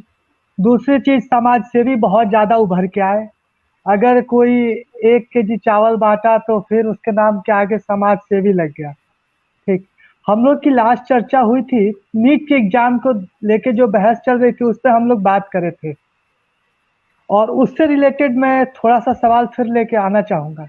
हाँ कहिए। 13 सितंबर को परीक्षा हुई थी, और कोरोना जब पीक पे था सितंबर में, तब परीक्षा हुई, और आज तक उसकी काउंसलिंग ही चल रही है। अक्टूबर, नवंबर, दिसंबर, जनवरी, मतलब चौथा महीना होने वाला है। ठीक, आज भी कोचिंग इंस्टीट्यूशन को बंद रखा गया है। और जैसा कि मैं आपको बताया था कि मैं बीएमएस फर्स्ट ईयर का छात्र हूँ, और 1.5 साल होने जा रहे हैं, अभी तक हम लोग की कोई परीक्षा तक नहीं हुई। अच्छा, लेकिन बिल्कुल ठीक है। आपका एक प्रश्न है, और ये प्रश्न हम जो भी लोग देख रहे हैं, जो भी सरकार के नुमाइंदे भी जो सुन रहे होंगे, उनको भी ये सवाल उनके मन में भी होगा। हम प्रसाद जी से भी इस पे चर्चा करेंगे। और इसमें आपको क्या लगता है? जी डॉक्टर साहब जी, इस पे जो उज्जवल जी का सवाल है, इस पे मैं medical related 2-3 important point highlight करना चाहता हूँ जी। जो इन्होंने बात कही, डॉक्टर की परीक्षाएं रोकने का कोई सेंस नहीं बन रहा था। हम शुरू से कह रहे थे डॉक्टर को अस्पताल जाना ही है। अगर हम लोगों ने अस्पताल जाना नहीं छोड़ा तो जो डॉक्टर बनने जा रहा है उसकी ट्रेनिंग यही होनी चाहिए। यस, सुविधा सुरक्षा उसकी जरूरत जरूर थी, कोविड टेस्ट करते, डिस्टेंसिंग से बेंच अरेंजमेंट होता, परीक्षाएं होती। डॉक्टर को अस्पताल से बाहर कैसे रख सकते हैं? डॉक्टर की परीक्षाएं डिले ना करें, नंबर 1। नंबर 2, सरकार के स्तर पे बहुत सारे गलत डिसीजन हुए हैं। गलत डिसीजन मैं कह रहा हूं सरकार को। दिल्ली के एलएनजेपी अस्पताल, सुपर स्पेशलिटी अस्पताल को कोविड सेंटर में तब्दील किया गया, बहुत गलत डिसीजन था। कारण क्या है समझिए, एलएनजेपी अस्पताल में हर तरीके के मरीज आते थे। वहां जो जूनियर डॉक्टर्स काम कर रहे थे, अलग अलग विधाओं के डॉक्टर अलग अलग ट्रेनिंग कर रहे थे, अलग अलग काम करते थे, सिर्फ अभी कोविड के लिए वहां जुड़े हुए हैं, जिसका इंतजाम आप पोर्टा हॉस्पिटल बना के वहां कर सकते थे, सिर्फ सुपर स्पेशलाइज्ड ट्रीटमेंट के लिए। मान लीजिए कोविड के मरीज को वेंटिलेटर की जरूरत हो गई, इस तरह के सेटअप के लिए बड़े मेडिकल कॉलेज, बड़े अस्पतालों को इन्वॉल्व करना चाहिए था। अभी पिछले 1 साल से बाकी के सिस्टम बंद है। मेजर कैंसर हॉस्पिटल, कैंसर का इलाज मैक्सिमम सरकारी अस्पताल ने बंद कर रखा है, कार्डियक ट्रीटमेंट बंद कर रखा है, किडनी का ट्रीटमेंट बंद कर रखा है।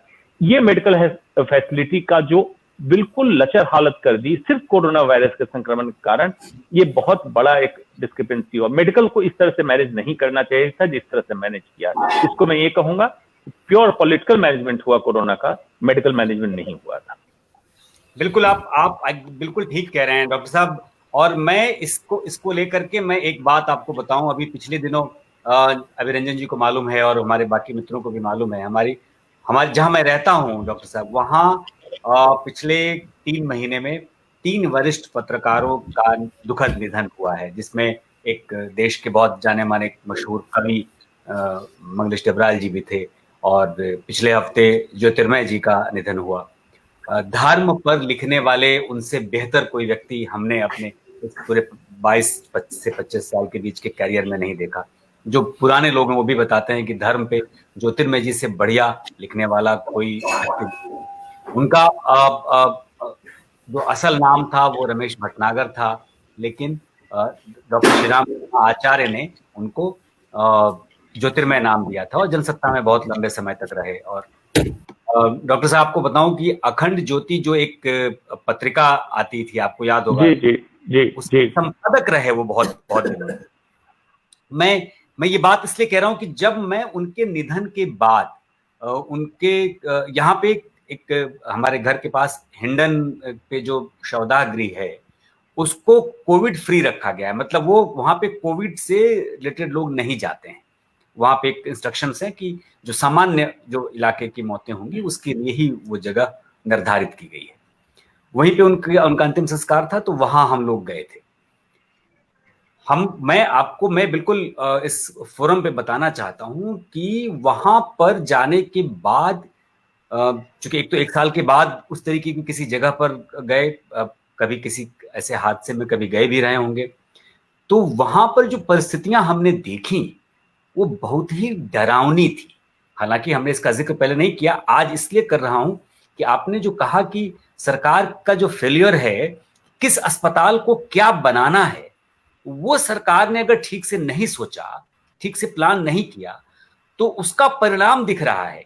आप सोचिए कि नॉन कोविड एक क्रिमेशन सेंटर पे इतनी भीड़, मुझे लगता है कि जितने देर, अगर हम मुश्किल से आधे घंटे 40 मिनट वहां रहे होंगे, उतनी देर में 50 से ज्यादा शव वहां पहुंचे जो नॉन कोविड डेथ्स के लोग थे। और किसी को, जिसमें बहुत बुजुर्ग लोग थे, बहुत ज्यादा मतलब बीमार लोग भी रहे होंगे, युवाओं की ऐसी मैंने कोई नहीं देखी। लेकिन मेरा ये कहना है कि दूसरी बीमारियों से होने वाली मौतें भी इस दौरान बहुत बढ़ी हैं, जो एक तरीके से सिस्टम का फेलियर है और इस पे ध्यान नहीं गया है। डॉक्टर्स ने तो अपनी पूरी कोशिश की है भाई किसी को बचाने की, लेकिन अब अस्पताल में अगर परेशानियां हैं, वहां लोग इलाज के लिए नहीं जा रहे हैं। और मैं जिनका जिक्र कर रहा था, ज्योतिर्मय जी का, मैं बताऊं आपको कि उनका निधन सिर्फ इस वजह से हुआ है कि उस 10 महीने वो घर में बंद रह गए। उनकी कोविड से उनकी डेथ नहीं हुई है। वो 70 साल की उम्र थी उनकी, लेकिन वो 10 महीने घर में बंद रह गए और नीचे उतर नहीं पाए, टहल नहीं पाए, और दूसरी बीमारियां उनकी फिर वो उसमें उसकी वजह से बढ़ गई। तो ये परेशानियां भी हुई हैं। तो कोरोना काल में डॉक्टर साहब, हमको क्या लगता है कि और किस तरीके की हम लोगों को बर्ताव करना चाहिए, एक सामान्य व्यक्ति को, एक आम नागरिक को, आने वाले दिनों में? क्योंकि 2021, अब 3 घंटे के बाद हिंदुस्तान में 2021 की गूंज शुरू हो जाएगी। साल बीत गया, पुराना साल बीत गया, जैसा कि हम कहते आए हैं कि बहुत खराब साल था, बहुत खराब साल था। लेकिन ऐसा क्या करें कि नया साल इससे खराब नहीं, भविष्य तो किसने देखा नहीं है। तो नया साल जो आए 2021, उसके आखिर में हम लोग बैठकर ये चर्चा नहीं करने की स्थिति में आए कि अरे 2020 से तो 2020 तो ज्यादा बेहतर था 2021 से। तो उसकी दिशा में क्या प्रयास होने चाहिए डॉक्टर साहब? जी, देखिए, सिर्फ कैलेंडर के पन्ने बदलेंगे। आज रात के पन्ने बदल जाएंगे, कल सुबह दूसरे पन्ने लग जाएंगे कैलेंडर के। बाकी 20-21 में बात वही है, 19 से 20 और 20 से 21। 20-19 नहीं होने जा रहा है, 21 होने जा रहा है। तो आने वाले समय में चुनौतियां ज्यादा होंगी, आप ये भूल जाइए। क्या करना है आपको? मानसिक तौर पे पैनिक नहीं होना है किसी चीज के लिए। आपने कोरोना काल देखा है, हमारे जनरेशन ने एक ऐसा पैंडेमिक देखा, वैश्विक महामारी देख ली, जिसके बाद सबसे पहली बात पैनिक नहीं होना है किसी भी चीज के लिए, खास करके स्वास्थ्य के लिए। स्वस्थ रहना ज्यादा आसान है, बीमार होना बहुत कठिन है। और ये मैं डॉक्टर होने के नाते कह रहा हूं, एक लाइन में समझा देता हूं। प्रकृति प्रदत्त स्वास्थ्य आपको दिया गया है। बीमार होने के लिए आप बाजार से सामान खरीदते हैं, बीमार होने के लिए। वो हो सकता है आपका मानसिक तनाव, आपका खाना, adulterated food, air pollution, water pollution, soil pollution, ये सारी चीजें आप इकट्ठी करते हैं, तब जाके बीमार होते हैं। डॉक्टर या अस्पताल आपको सिर्फ डिजीज फ्री करता है, बीमारी को हटा के या कम करके आपको वापस भेज देता है, न कि स्वस्थ करता है। ये नेचुरली आपके गिफ्टेड है। तो आपको क्या करना है? Try to be as natural as possible. प्रकृति के उतने पास जाना चाहें जितने पास आप थे। जैसे बच्चा जब जन्म लेता है, 3-4 इंपॉर्टेंट बातें बताता हूं, एकदम याद हो जाएगी। स्वच्छंद, उन्मुक्त और तनाव रहित मानसिक स्तर पे होता है। उसके शरीर की संरचना ऐसी होती है कि जो बड़े होने के बाद संरचना में क्या बदलाव होता है, उसका मध्य प्रदेश बड़ा हो जाता है, पेट बाहर निकल गया,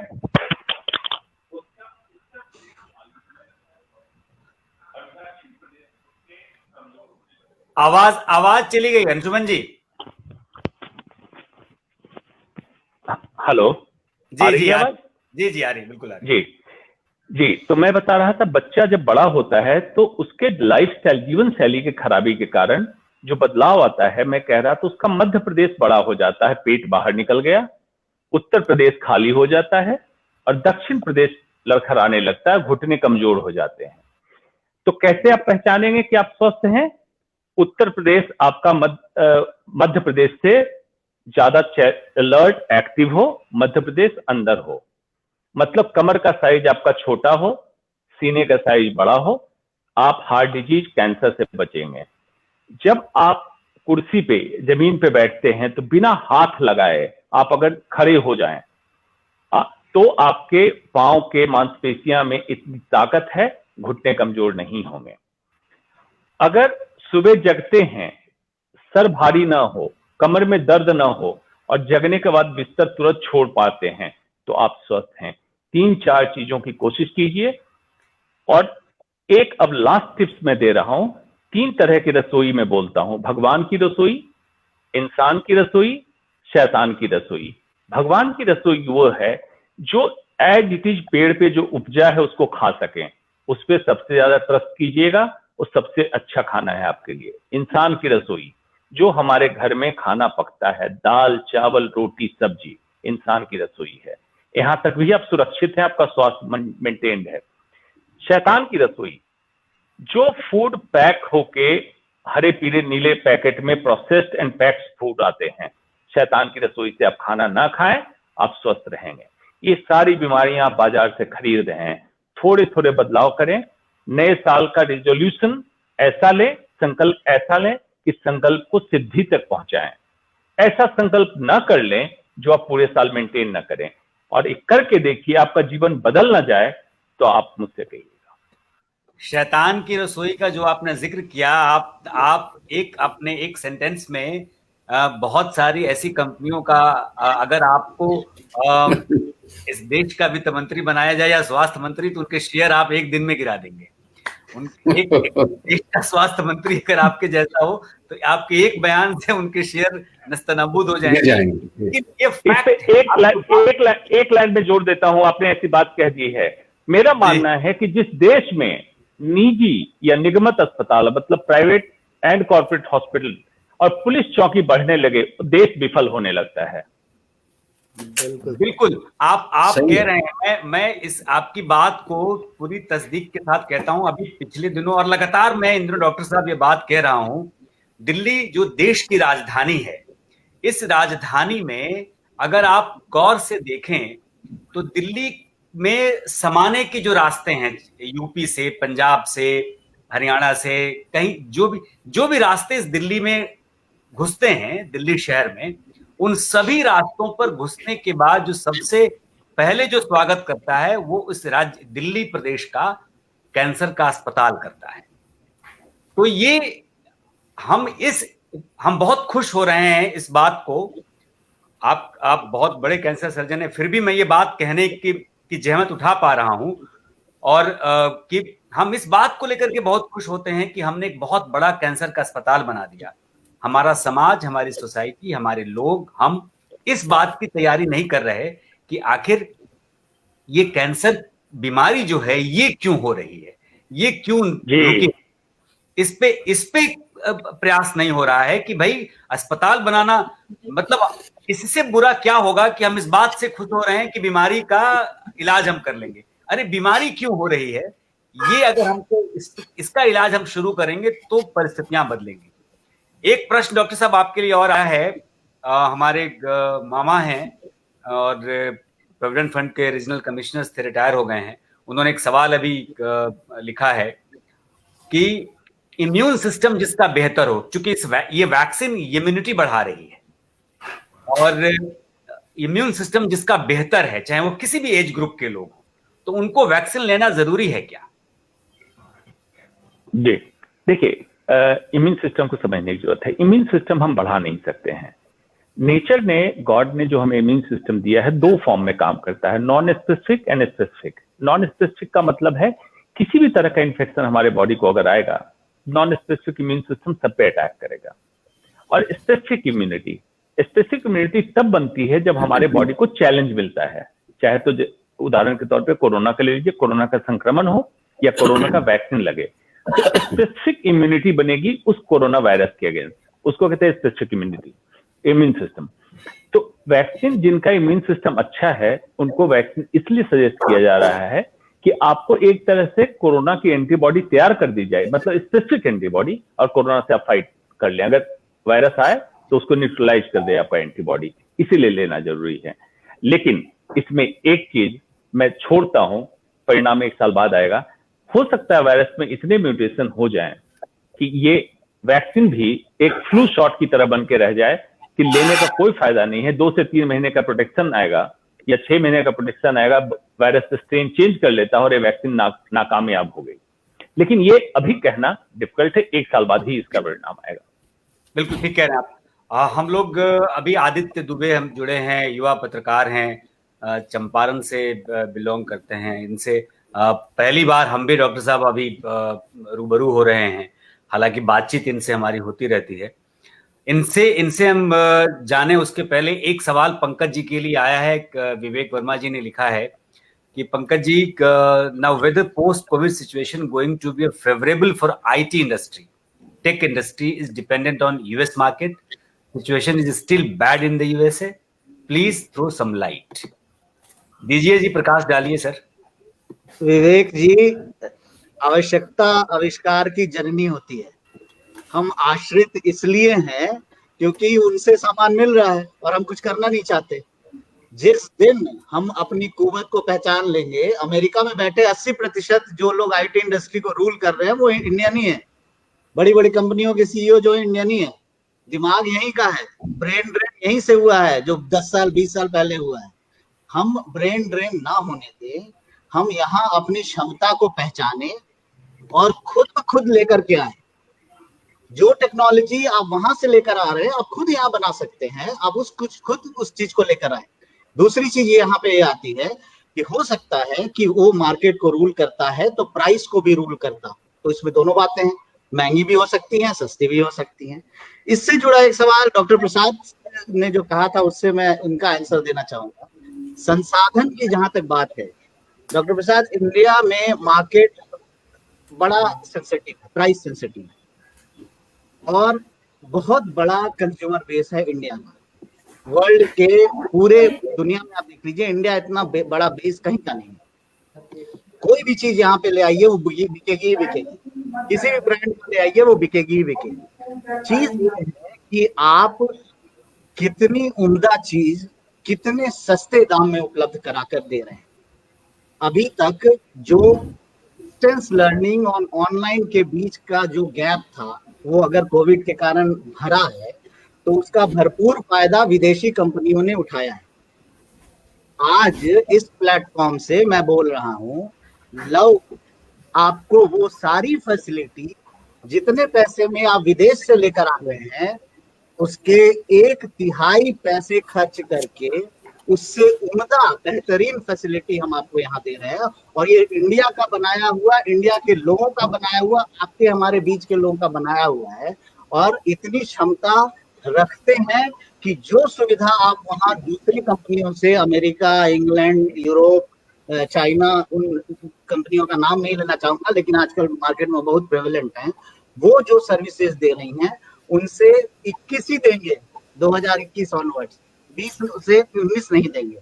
इसके साथ ही और पैसे भी कम लेंगे। अगर वो चीज हम यहाँ पैदा कर सक रहे हैं, तो विवेक जी के सवाल का जवाब भी उनको मिल गया होगा। विवेक जी जरूर IT इंडस्ट्री से ही होंगे, इसीलिए वो ज्यादा है। इस तरीके से सवालों के जवाब से लोगों को पता चलता है कि दुनिया में क्या हो रहा है। आदित्य, कोरोना का हुम्बो आप अच्छा लिखते रहते हैं, मैं देखता रहता हूँ, आपकी खबरें, आपकी रिपोर्टें। तो कोरोना काल में समाज का हुम्बो हुम्बो हुआ है, कोरोना का हुम्बो हुम्बो हुआ है, कैसे देखते हैं आप? पूरा 2020 का साल बीता है, एक युवा पत्रकार की हैसियत से आपको क्या लगता है, कैसे देखते हैं आप? सर, कोरोना काल में समाज का भी हुम्बो हुम्बो हुआ है और जैसे आपने बताया उस सब चीज का हुम्बो हुम्बो हुआ है। और ये कोरोना काल जो है 2020, ये तो पूरा साल ही बर्बाद हो चुका है। पता ही नहीं चला साल कैसे मतलब खत्म हो गया। मुझे याद है कि जब हम पत्रकारिता में जब शहर में थे, बेतिया शहर में, तो जब मार्च के बाद जब पकड़ना शुरू हुआ, ये अप्रैल होते होते, तो हम लोग शहर जाना छोड़ दिए। और तब से लेके अभी तक मतलब गांव में ही ग्रामीण जीवन को जो है ग्रामीण जीवन ही हम लोग जीवन यापन कर रहे हैं। शहर में जब कोई काम होता है तभी जाते हैं। तब से लेके अभी तक जो है हम लोग गांव में ही सब चीज कर रहे हैं। और यहीं से न्यूज भेजना हो, चाहे जो भी कुछ करना है, टोटल चीज गांव से ही हो रहा है। तो समाज का भी हुम्बो हुम्बो हुआ है और इस कोरोना काल में इसमें कोई दो राय नहीं है। और स्थिति जो भी मतलब अभी आप गांव से ही कनेक्टेड हैं हमारे साथ? जी सर, एकदम हम गांव से ही हैं। चलिए, ये पंकज जी, ये देखिए, आपके दिल्ली, आपकी राजधानी में आपका कनेक्शन खराब हो रहा है और आदित्य वहां गांव से कनेक्टेड है। ये लोकतंत्र की खूबसूरती की तरह ये भी खूबसूरत हो गया है, टेक्नोलॉजी भी। बिल्कुल बिल्कुल, ये सही बात है। और अगर ये एक इंडिकेशन है तो बहुत अच्छा इंडिकेशन है। नेचर ने भी हमें सिखाया है कि अब बैक टू बेसिक्स जाओ। दिल्ली में मैं अभी न्यूज़पेपर में पढ़ रहा था कि दिल्ली में बहुत खुशी के साथ लोगों ने लिखा कि 190 दिन सांस लेने की हवा जो थी वो अच्छी हवा थी, मतलब एक्यूएल लेवल नीचे था और हम सांस ले रहे थे। अगर यही हाल है कि 365 में 190 दिन पर लेकर के हम इतना हुम्बो कर, तो इससे बेहतर ये है गांव में जाएं और वहां जाकर वहां विकास करें। गांव का भी विकास होगा, हमारे इकोनॉमी का भी विकास होगा, हमारा भी विकास होगा। और हम कम से कम अभी जो एक्सपेक्टेंसी है लाइफ की, वो जो 60 और 70 के बीच की है, वो डॉक्टर साहब बताएंगे। अगर ऐसा हम करें, जो आपने रसोई कहा, अगर गांव के भगवान का रसोई मिलेगा गांव में, अगर रहेंगे वहां पे, तो वहां जाकर के आईटी भी इंडस्ट्री डेवलप होगी, टेक्नोलॉजी भी डेवलप होगी और जिंदा भी 80-90 साल रहेगी। बिल्कुल, आप ठीक कह रहे हैं। और डॉक्टर साहब, गौरीनाथ जी ने लिखा है कि भगवान की रसोई, इंसान की रसोई और शैतान की रसोई, खान पान का बहुत सटीक वर्गीकरण किया डॉक्टर अंशुमन कुमार जी ने। डॉक्टर साहब के प्रति आभार। ये तो वाकई आज का तो ये बाइट ना काट के लोगों को भेजना चाहिए कि भाई देखो, ये मुझे तो मैं सोच रहा था कि डॉक्टर साहब ने भगवान इंसान की तो बता दिया, शैतान की रसोई क्या बताने का? ये तो नहीं कह कि नॉनवेज मत खाओ यार। कहीं मुझे तो डर इस बात का था कि शैतान की रसोई पे कहेंगे कि तुम नॉनवेज मत खाओ, तो मेरे लिए तो संकट हो जाएगा। मैं थोड़ा चिंतित था। लेकिन जो आपने पैक्ड फूड की बात की, बहुत सटीक वर्गीकरण किया। जी, पंकज जी जो बात कह रहे थे कि उसमें मैं एक हाईलाइट बता देता हूं। 6 ब्लू स्पॉट वर्ल्ड में डिफाइन किए हैं। Blue spot of the world, blue spot से मतलब जहां 100 साल से ज्यादा उम्र के लोग सबसे ज्यादा हैं। उस 6 में टॉप में है जापान का एक छोटा सा गांव ओकिनावा। और ओकिनावा में जो जीवन पद्धति है उसको जापानीज लैंग्वेज में कहते हैं इकिगाई। इकिगाई में कहते हैं passion, mission, vision and vocation, चारों इकट्ठा है। मतलब उन लोगों के जीवन शैली को देखिएगा, जैसे पंकज जी भी कह रहे थे, एग्जैक्टली यही है। जो गांव का परिवेश है, आज अनुरंजन से सुबह बात हो रही थी, वो भी इसी बात पे कह रहे थे। जो परिवेश है उसमें कैसे सेल्फ सस्टेनेबल मॉडल तैयार करें और उसको पैशनेटली आप करें, वही काम करें। और उस कंट्री में, उस गांव में, ओकिनावा में सबसे ज्यादा आयु के लोग वहां 136 साल के लोग अभी हैं।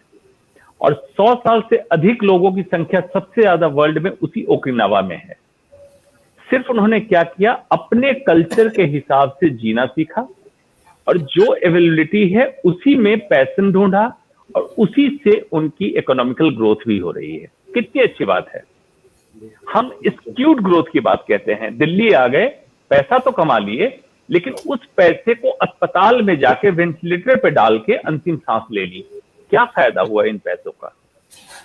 बिल्कुल, इसी बात पे मैं अभिरंजन जी को डॉक्टर साहब लूंगा, क्योंकि अभी 2 दिन पहले जब हमारी इनकी चर्चा हो रही थी तो इसी बात पे हमारी काफी देर तक फोन पे हम लोग चर्चा करते रहे कि आखिर ये जो पूरा जो मामला है विकास का और विनाश के रास्ते होने वाले विकास का, कि एक तरफ विनाश दिख रहा है हम लोगों को और उसके जरिए विकास का, तो अभिरंजन जी का एक अलग टेक है। और जो बात डॉक्टर साहब कह रहे थे अभिरंजन जी अभी कि सेल्फ सस्टेनेबल वहीं के आधार पर बनाया जाए, हम लोगों की भी हमेशा चर्चा होती रहती है। अभी जो हम लोग फ्रेम पे दिख रहे हैं और इसके अलावा गौरीनाथ जी जिनका अभी हमने कमेंट सुना, ये हम सब लोग उसी विचारधारा के हैं डॉक्टर साहब जो आप कर रहे हैं। आप एक कदम आगे बढ़ गए हैं हम लोगों से, आपने शुरुआत कर दी है, हम लोग उस सोच की तरफ बढ़ रहे हैं कि एक कहीं गांव बसाया जाए टाइप, ये दिमाग में चल रहा है। तो मैं ये आपसे अभिरंजन जी जानना चाहूंगा कि अभी जो परिस्थितियां हैं और 2021 में जो परिस्थितियां होंगी, क्या आपको लगता है कि निकट भविष्य में विनाश के ये विकास के रास्ते जो विनाश लीला शुरू हुई है उस पे कहीं इस कोरोना की सीख हम लोगों को कुछ हद तक रोक पाएगी?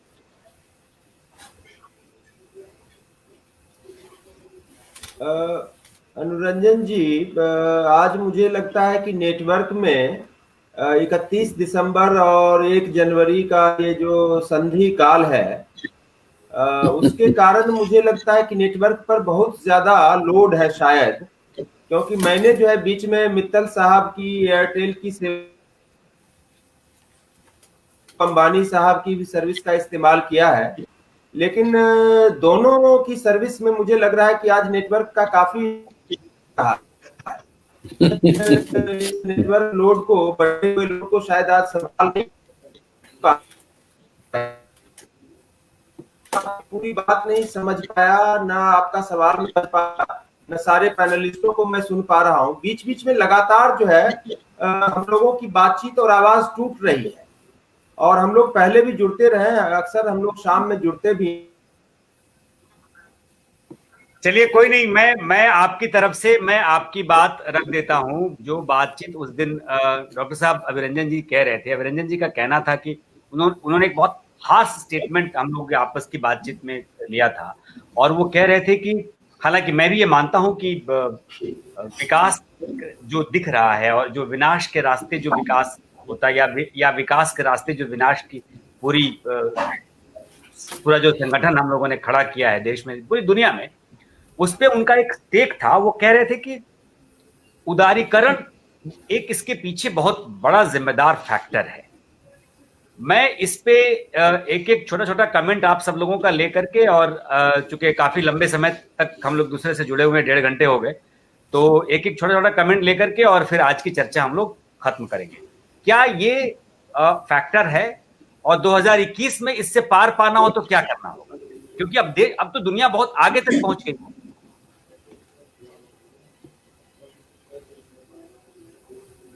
डॉक्टर साहब जी मैं शुरुआत करता हूं। देखिए, पहली line, too much corporatisation will lead to corruption, ये याद रखना है। नंबर 1, हर इंसान में एक खास बात होती है, यूएसपी, यूनिक सेलिंग पॉइंट ईश्वर दे के भेजता है, जिसको रामधारी सिंह दिनकर ने अपनी रश्मि रथी में बहुत अच्छे से कहा था, गुण बड़े एक से एक प्रखर हैं छुपे मानवों के भीतर, मेहंदी की जैसे लाली हो वर्तिका बीच उजियाली हो। तो इंसान को अपने में ढूंढना पड़ेगा वो कौन सी खास बात तुम्हारे अंदर है।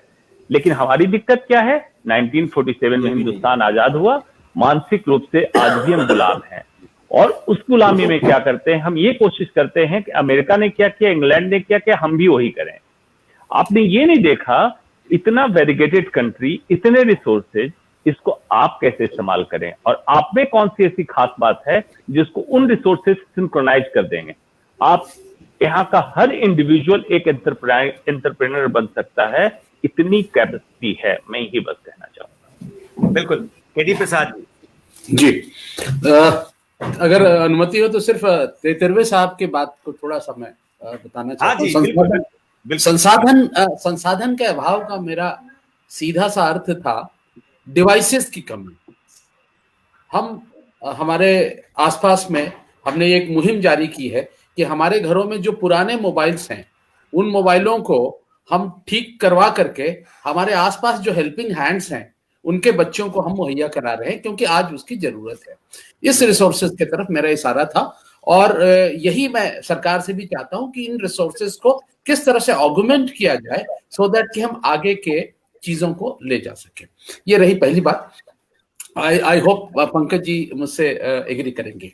बिल्कुल जहां तक रहा कि उदारीकरण का असर क्या हुआ, उदारीकरण का असर ये हुआ कि उदारीकरण के कारण अनुरंजन जी ठीक कह रहे हैं कि हम लोग और ये जो है बड़ी अच्छी बात बता रहे हैं कि हम प्रकृति से दूर हो रहे हैं, हम काफी कुछ खो रहे हैं, हम अपनों की क्या बात करें, खुद से भी दूर हो रहे हैं।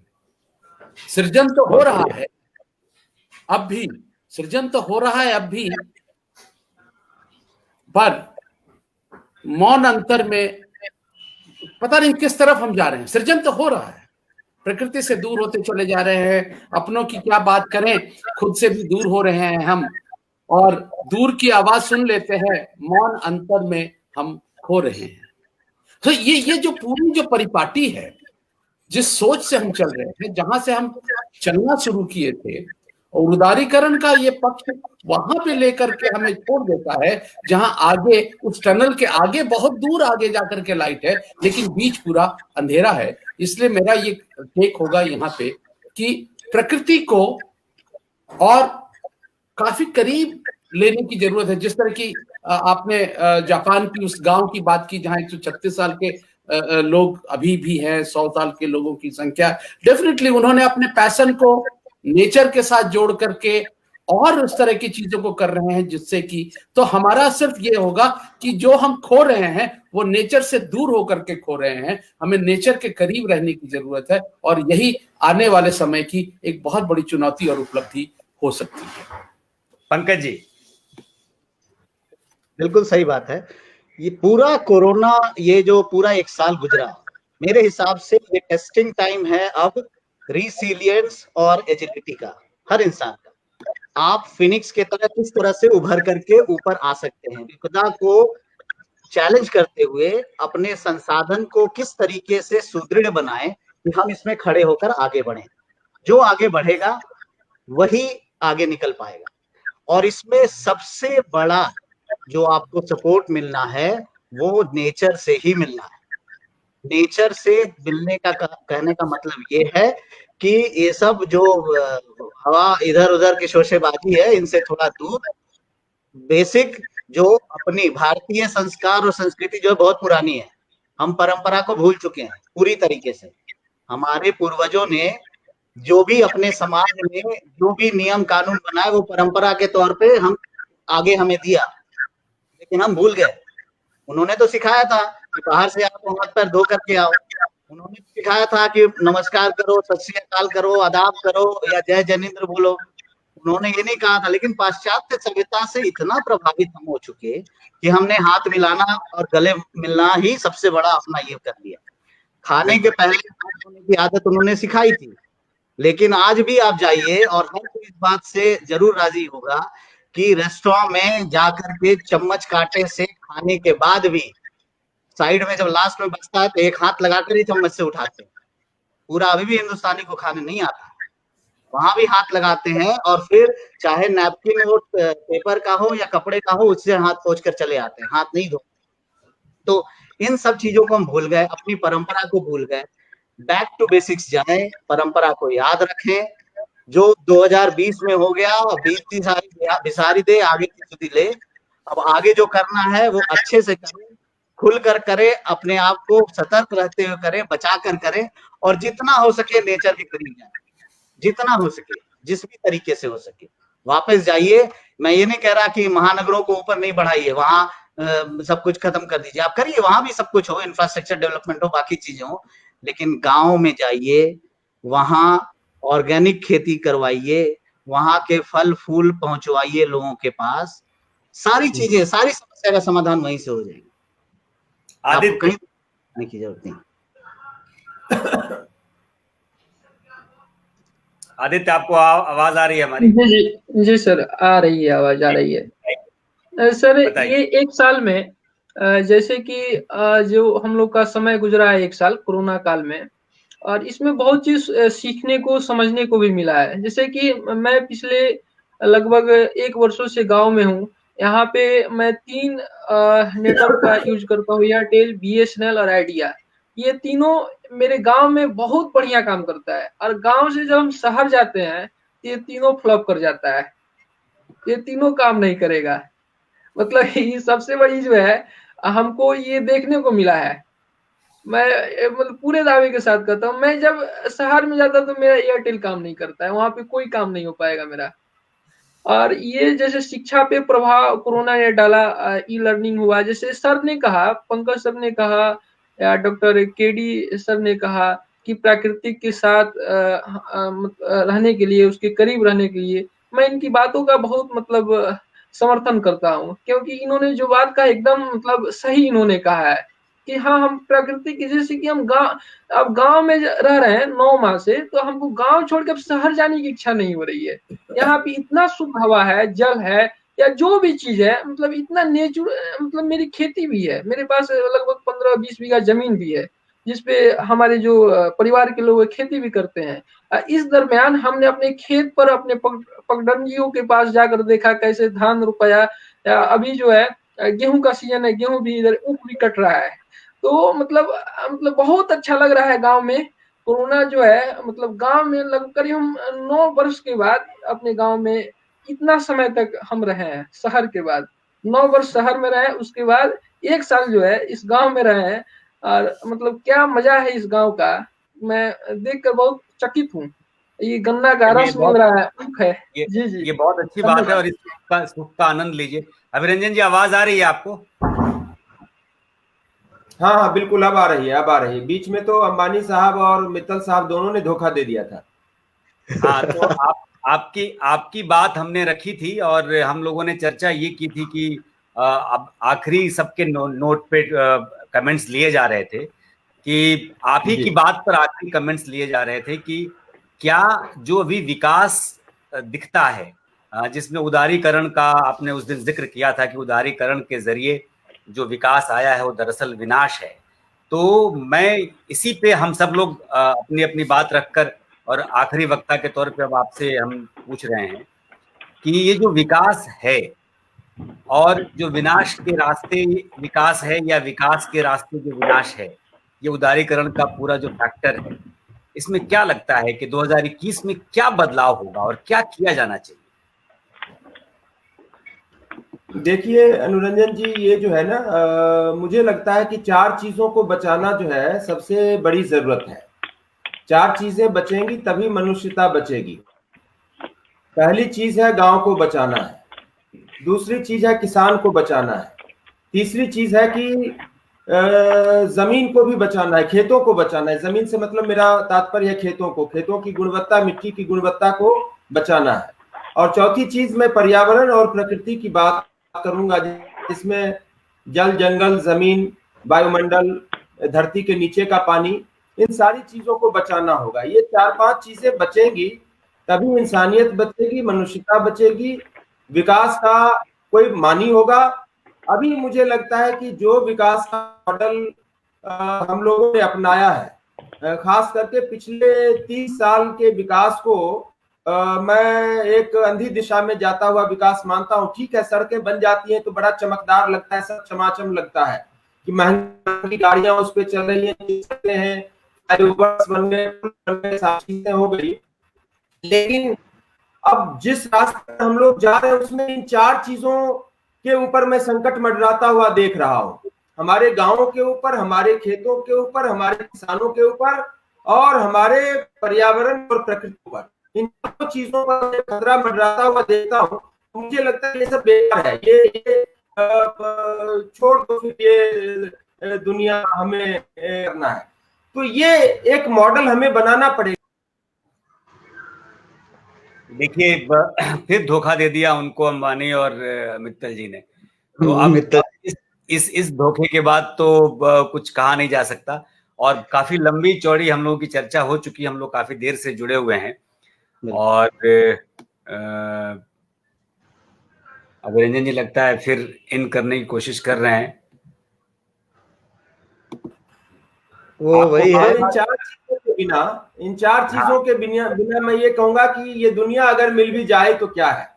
तो मैं तो अभी आदित्य की बात से मैं बड़ा सहमत हूं कि गाँव का जो मजा इन्होंने बताया, हम सब लोग उसको मिस करते हैं यहाँ पर। और यहाँ पर जीवन नहीं है। आप देखो कि सब कुछ है यहाँ पर, लेकिन जीवन जिसको कहते हैं ना, आज शहरों में 70-80% लोग, डॉक्टर अंशुमान बता पाएंगे, विटामिन डी जैसी बेसिक चीज की कमी से जूझ रहे हैं। जबकि विटामिन डी तो प्रकृति से प्राप्त है और फ्री में है, लेकिन यहाँ पर लोग जो है महानगरों में विटामिन डी जैसी बुनियादी चीज से महरूम है, उनको नहीं मिल पा रहा है। साप्ताहिक शैशे लेते हैं और टैबलेट्स लेते हैं और इंजेक्शन ले रहे हैं लोग विटामिन डी जैसी चीज की। तो हमें ये कहीं से समझना पड़ेगा, हमें जो है हरी दूध नसीब नहीं है, हमें जो है साफ पानी नसीब नहीं है, हमें जो है साफ सब्जी साफ फल नसीब नहीं है। ऑर्गेनिक के नाम पर जो है एक दूसरा धंधा हो रहा है। किसानों को, किसान हमारा संघर्ष कर रहा है कि मुझे एक न्यूनतम प्राइस दिलवा दो, और यहाँ पर जो है इतना अंतर है किसान को जो प्राइस मिल रहा है उससे जो बाजारों की एमआरपी है और जो ऑर्गेनिक के नाम पर चीजें बेची जा रही हैं। तो ये जो विकास और ये खुली अर्थव्यवस्था और ये औद्योगिकरण और शहरीकरण और इन सब का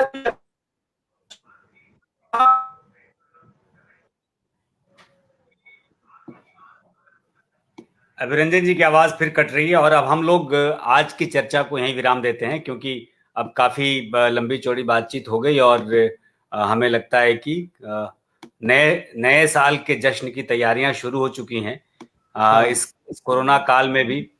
और सब लोग, डॉक्टर साहब अगर आप सुन रहे हो, आप उपस्थित हो तो बिल्कुल एक बार फ्रेम में आइए। जी बिल्कुल मैं सुन रहा हूँ। जी जी जी जी बिल्कुल मैं उपस्थित हूँ। जी ठीक है, तो अब हम लोग आज की चर्चा यही विराम देते हैं, और कल नया साल, अब तो मतलब मुझे लगता है कि 2 घंटे के बाद, 2 घंटे 20 मिनट के बाद नया साल शुरू हो जाएगा, क्योंकि कैलेंडर में बदल जाएगा रात 12 बजे के बाद। तो सभी दर्शकों के साथ, सभी मेहमानों को, सब किसी को नए साल की अग्रिम शुभकामनाएं, और नया साल 2020 की तरफ खराब नहीं हो, मतलब ये ईश्वर से प्रार्थना करते हुए कि बेहतर हो। और साथ ही साथ हम सब लोगों से ये भी कहेंगे कि चलो गांव, तो जो गांव चलना चाहता हो वो गांव की ओर चलो। बाकी तैयारियां तो कर ही रहे हैं, डॉक्टर साहब ने तो कोशिशें शुरू कर दी हैं, तो पहुंच चुके हैं। आज की चर्चा यहीं, फिर मिलते हैं, फिर मुलाकात करते हैं नए साल। अगर मेरी आवाज आप सभी लोगों तक ठीक से पहुंच जाए तो नए साल की शुभकामनाएं सभी लोगों को। बिल्कुल बिल्कुल। इतनी आवाज आ गई, मेहरबानी की आप पे अंबानी और मित्तल ने इतने के लिए। जी तो वेब रेडियो, वेब रेडियो पर आप सब लोग आए, आप सब लोगों का सारे दर्शकों को और सारे मेहमानों को और सारे हमारे शुभचिंतकों को और सारे मित्रों को बहुत बहुत अग्रिम बधाई आने वाले नववर्ष की। नमस्कार। नमस्कार, शुक्रिया, शुभ रात्रि, गुड नाइट। जाने से पहले मैं अपने सभी दर्शकों को ये कहूं कि कल नया साल शुरू हो रहा है, और कल से सोशल मीडिया पर मेरी उपस्थिति अब लगभग नहीं के बराबर होगी। मैं कल से डिजिटल माध्यम पे अवेलेबल रहूंगा। तो डिजिटल माध्यम thewebradio.in, anuranjanjha.com और इसके तमाम दूसरे भी जो भी चीजें हैं, बीच बीच में सूचनाएं आपको दी जाएंगी। और अगले 15 दिनों तक, यानी कि शुरू के 15 दिन, नए साल के 15 दिन, ये सूचनाओं का आदान प्रदान होगा। जिन भी मित्रों ने अपने फोन नंबर्स, अपने कॉन्टैक्ट डिटेल्स हमको दिए हैं, उन सबको जल्द से जल्द हम सूचना देंगे कि हम किस तरीके से उनसे लगातार जुड़े रहेंगे। फिलहाल सोशल मीडिया पर मेरी उपस्थिति न के बराबर होगी। कोशिश ये होगी कि रात को द वेब रेडियो का कार्यक्रम किसी भी तरीके से आप तक पहुंचे। शुक्रिया, शुभ रात्रि, शब्बा खैर, गुड नाइट। फिर मिलते हैं, जल्द मिलते हैं नमस्कार। माध्यम के साथ सबको और नई शुभकामनाएं। शुक्रिया।